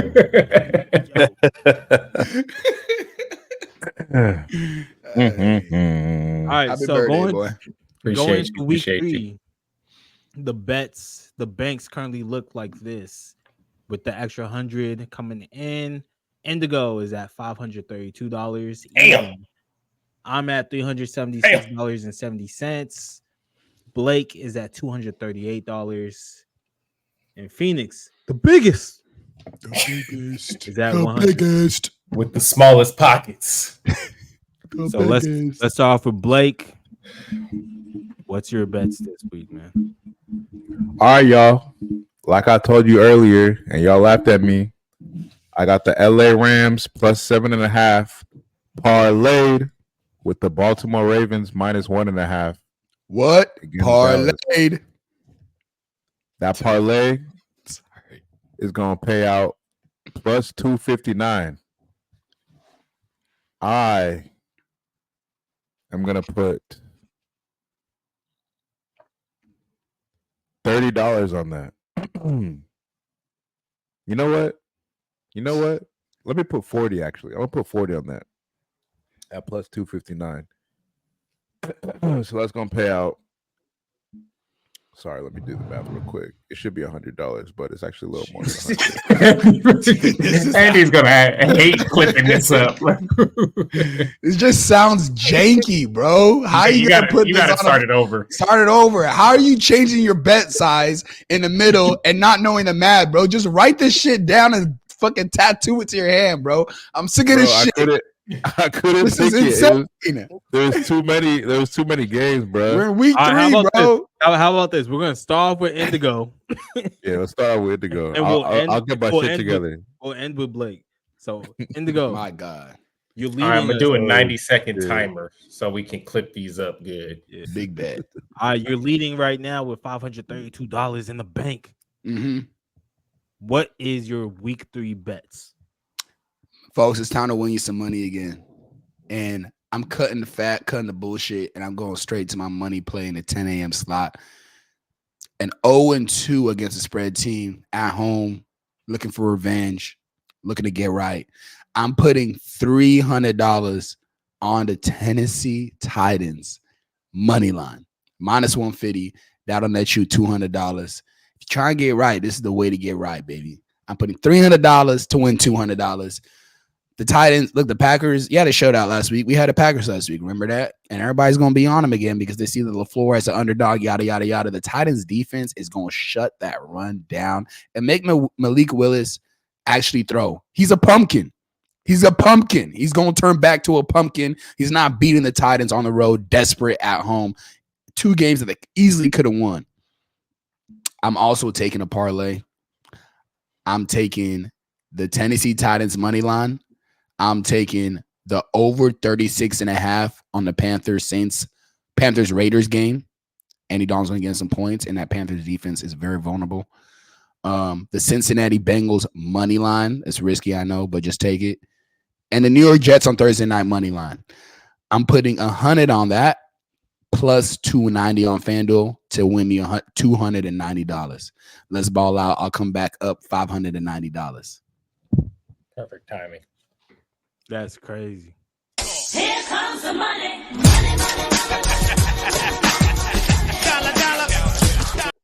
Dollar. Talk about it.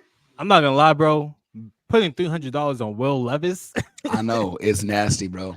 I had to get nasty. Shout out P. Diddy. Had to get nasty this weekend. Oh. This drop is the worst thing to ever be created. Phoenix. All right. Somebody want to time me? My shit not gonna go over. Look, I'm taking it safe. I'm not betting all 100. I'm done doing that until I'm up 600. Then I'll bet all 600. Y'all mark my words, because when I get to 600, I'll bet all 600. But I'm taking the Ravens money line against the Saints. I know you said it's a bad matchup. The Ravens don't play the Saints. They either got the wrong money or the wrong team, bro. Oh my grandma, bro. Hey, you got the Eagles? Wrong bird. Oh yeah, Eagles. My bad. Eagles. All right, I'm gonna start over. Start over. You right. Don't bet all that money. Look, I'm only doing 25. And I'm doing it. Whoa. Out of spite. Really? I'm doing it out of spite. I'm taking the Eagles money line against the Saints. $25 should equal $31.50. Something light, okay? Okay. And I'm gonna parlay 2 anytime touchdowns, one for Jettas and one for Barkley. $25 on that should give me $53.75. So I'm only risking $50 to get $85.25. We're gonna do a slow, steady grind. Okay, slow and steady, so I can get my money back. I had to do it to myself. Here comes the money.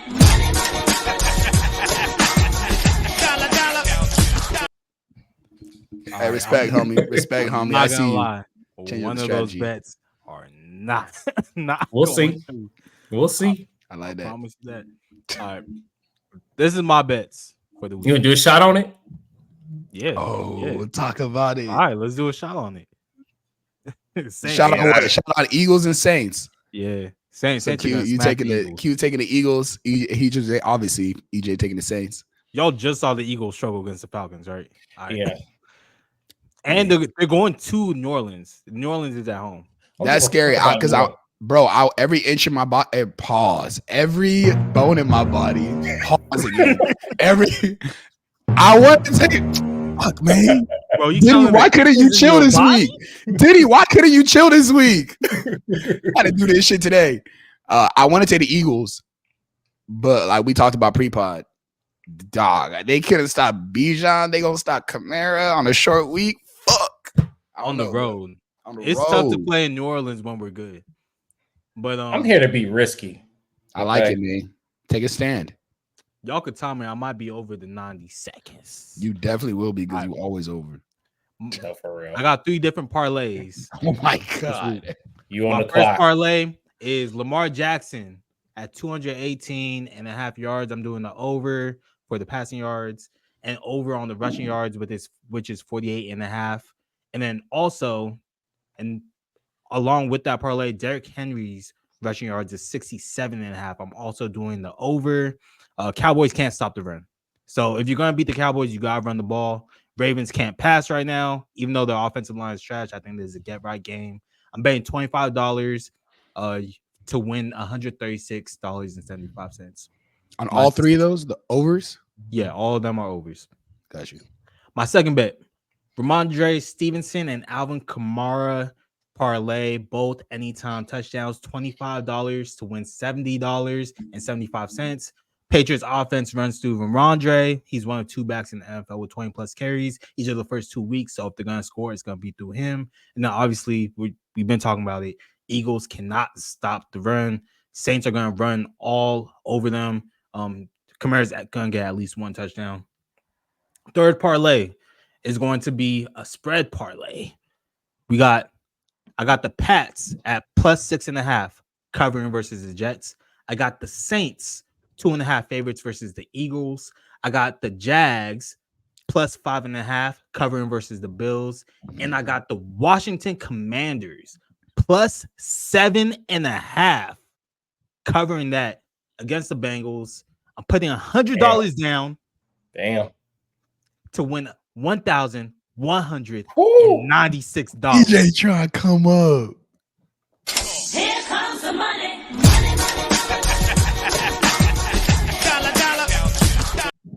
To explain the last bet really quick, Pat's defense and their run game is going to keep almost all games that they're in like pretty close. It's going to be pretty low scoring. Saints, they're going to embarrass the Eagles, man. I'm sorry. Jags, I mentioned before, I don't think they're as bad as their record. So I think the Jags Bills game is going to be pretty close. It should be an easy cover for them. And then Bengals, that's the riskiest one because I'm going out on a limb thinking that the Bengals are as bad as their record, which is 0-2. So who knows? But that's my bets of the week. Somehow you still hit 3 minutes. That's crazy. Blake, Yeah, boy said timer's done, but let me go. Took a break. I took a lunch break. I still gotta get the bets out. That's crazy, boy. Blake, I'm with you on Jags, bro. Jags are one of my favorite bets this week. Bengals. There's no reason to bet the Bengals at -7.5 at all. At fucking all. That's a huge spread, bro. I was like, stupid big, bro, for a Washington team that's gonna be able to run the ball on them. Like, I don't know about that one. I think the Jets are covering though. nah, you should have more faith in your team, man. Y'all not gonna win, but it's not gonna be. Just feels like it's gonna be a public dog. I don't know. I don't know. We're gonna see though. I'm trying to stay off that how game. long we should force Blake to hold that microphone. Because he's been doing that for a minute, bro. I was gonna say nothing. This motherfucker. Blake, you Y'all ready for this shit? Yeah, did I'm your ready. math? Do my 90 math. seconds I do on the my clock. math. All right, tell us your bets, bro. All right. I'm throwing darts at the wall, seeing what sticks, because I really don't know how to gamble. After about 5 years, I'm throwing in the towel. So first parlay, it's gonna be Eagles plus 2.5, Texans minus 2.5, Denver plus 6.5. That's gonna be $10 to win 62. Now, second parlay. Y'all are just talking shit, but I'm gonna do it anyways. Yo, why is he laughing, bro? I don't know how to gamble. Who talks about 10-leg parlays? That's literally me, bro. All right, anyways, eating up my time. Cincinnati minus 7.5. It's a get right game. This is the season right here. This is the season. So they better win, and they better win in a big way. Parlayed with another one y'all gonna hate. Andy Dalton plus 5.5 against the Las Vegas Raiders. So we got Cincy spread, Carolina spread. That's gonna be 15 to win 40. Last parlay, we got Ravens. Get right. I also think this is the season. You can't start 0-3. Baltimore minus 1.5, and the one y'all was hating on, Rams plus 7.5 against the Niners. Get right for both teams. You can't go 0-3. McVay, if you really him, you're not going 0-3. That one is gonna be $40 to win 103. So most of my money is on Baltimore parlayed with the Rams. So that's a total risk of 65 to win 205. Boom. Here Mic comes drop. the money.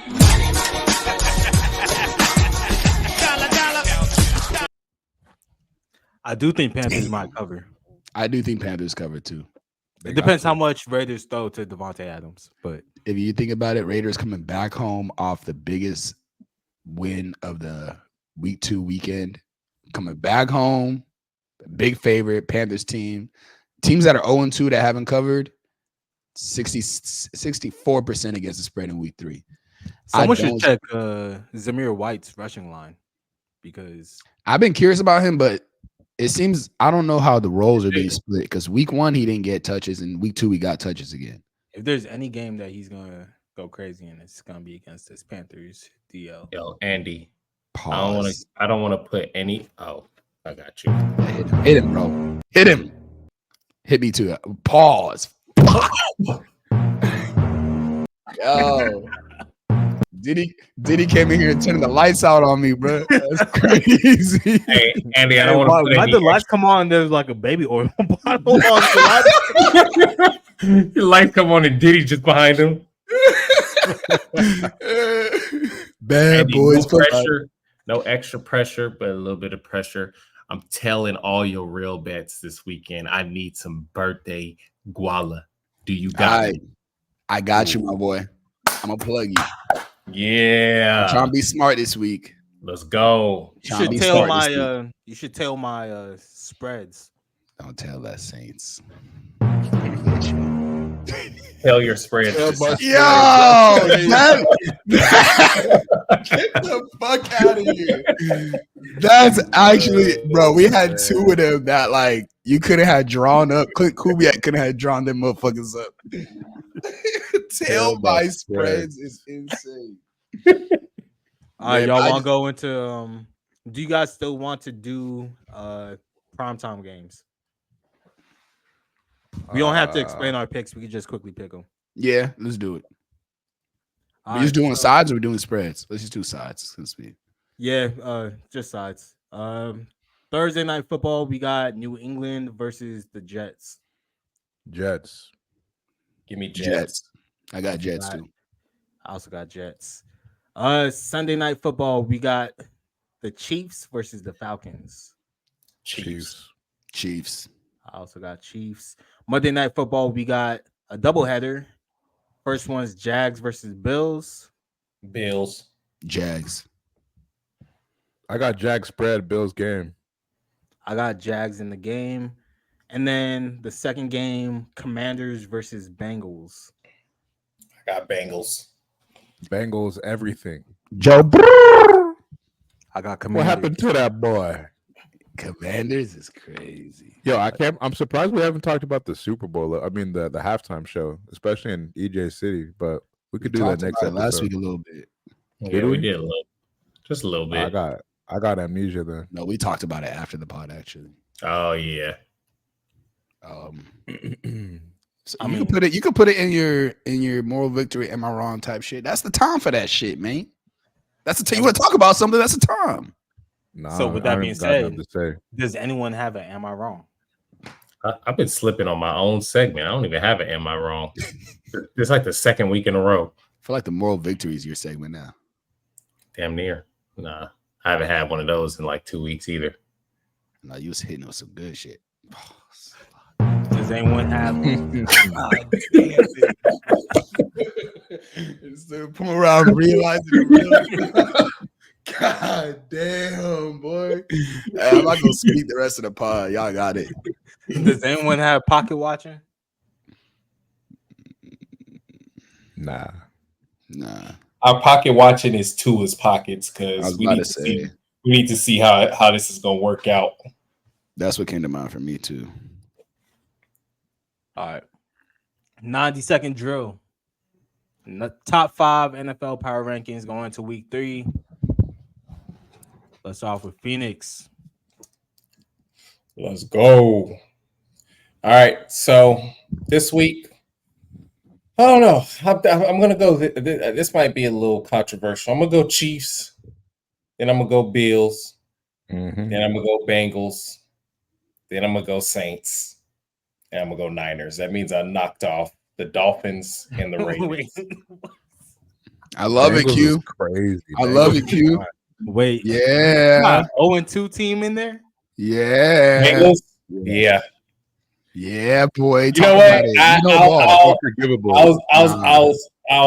take Bengals and put them in the Niners place. So I'll go Chiefs, Bills, Niners, Saints, then Bengals. Nah, you know, but they're still in my top 5. And I don't know ball. You do know ball, my boy.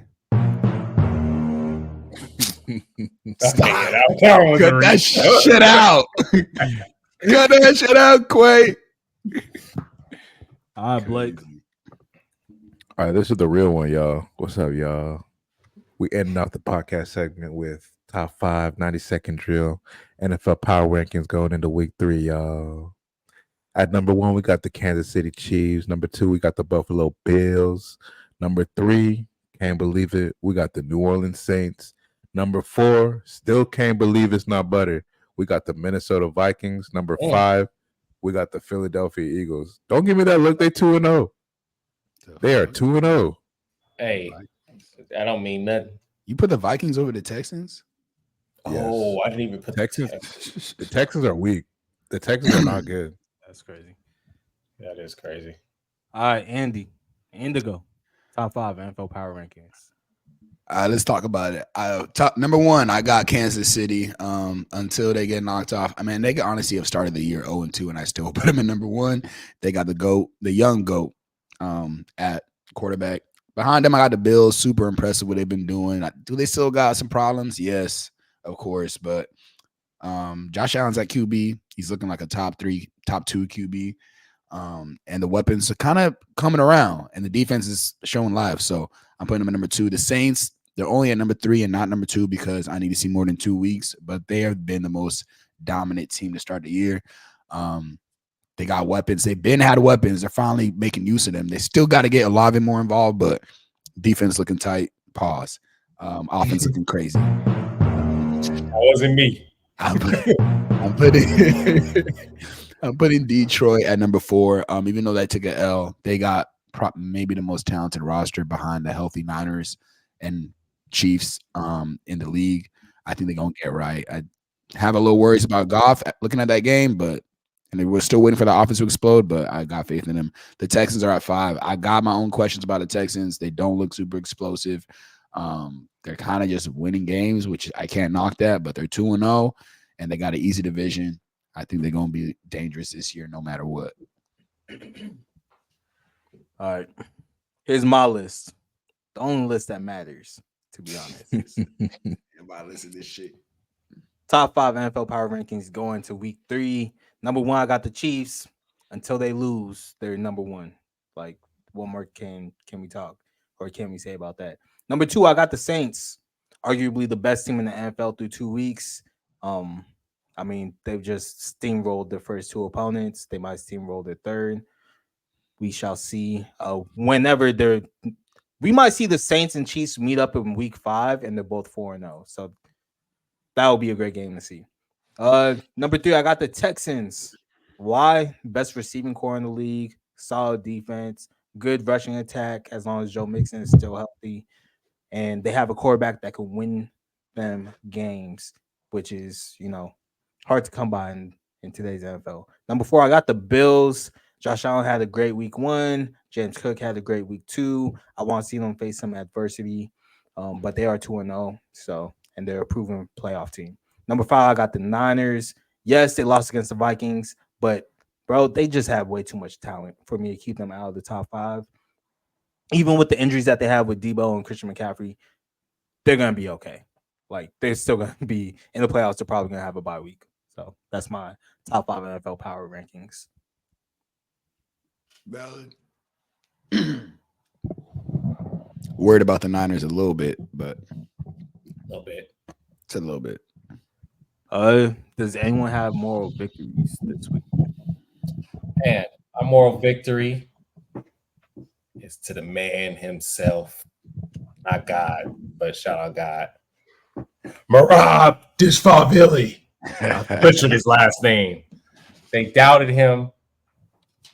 He came back. He got the W for his boy Aljo. Decisive win. One time for the wrestlers. He's on Dana's bad side. Sorry, Dana. You got to deal with him at least until Umar Nurmagomedov takes him out. Marab, you did your thing. It was a decisive win. You made Sean O'Malley look human, and that's all I asked for. Moral victory. That was tight. Shout out to Marab. Anyone else with the moral victory? If anyone got one, go ahead. I did have one, but I gotta find it. My moral victory goes to the WNBA. So first off, Asia Wilson, first player ever to score 1,000 points in the regular season. And then not only do you have a vet making records, but you also have a rookie, Caitlin Clark, who set the WNBA single season assist record as a rookie. And she just scored a season high 35 points, career high 35 points a couple nights ago. And she's leading her team to the playoffs in her first season into the WNBA. We got a bunch of players coming in. Paige Becker is probably going to go to the LA Sparks. And then Juju coming in the season after that. So WNBA is on the up and up. So shout out to Big facts. Shout out to WNBA. Facts. My moral victory is not that crazy, but Jalen Polk for the New England Patriots.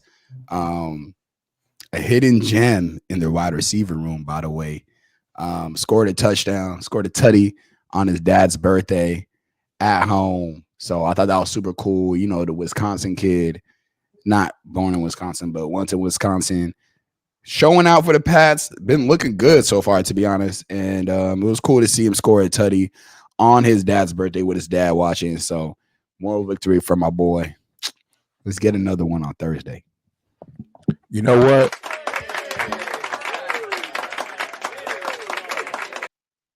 I just want to participate. So for the sake of participation, I got a dual quarterback moral victory. Shouts out Derek Carr and Sam Darnold. Franchises left y'all for dead, and here y'all are hooping. 2-0.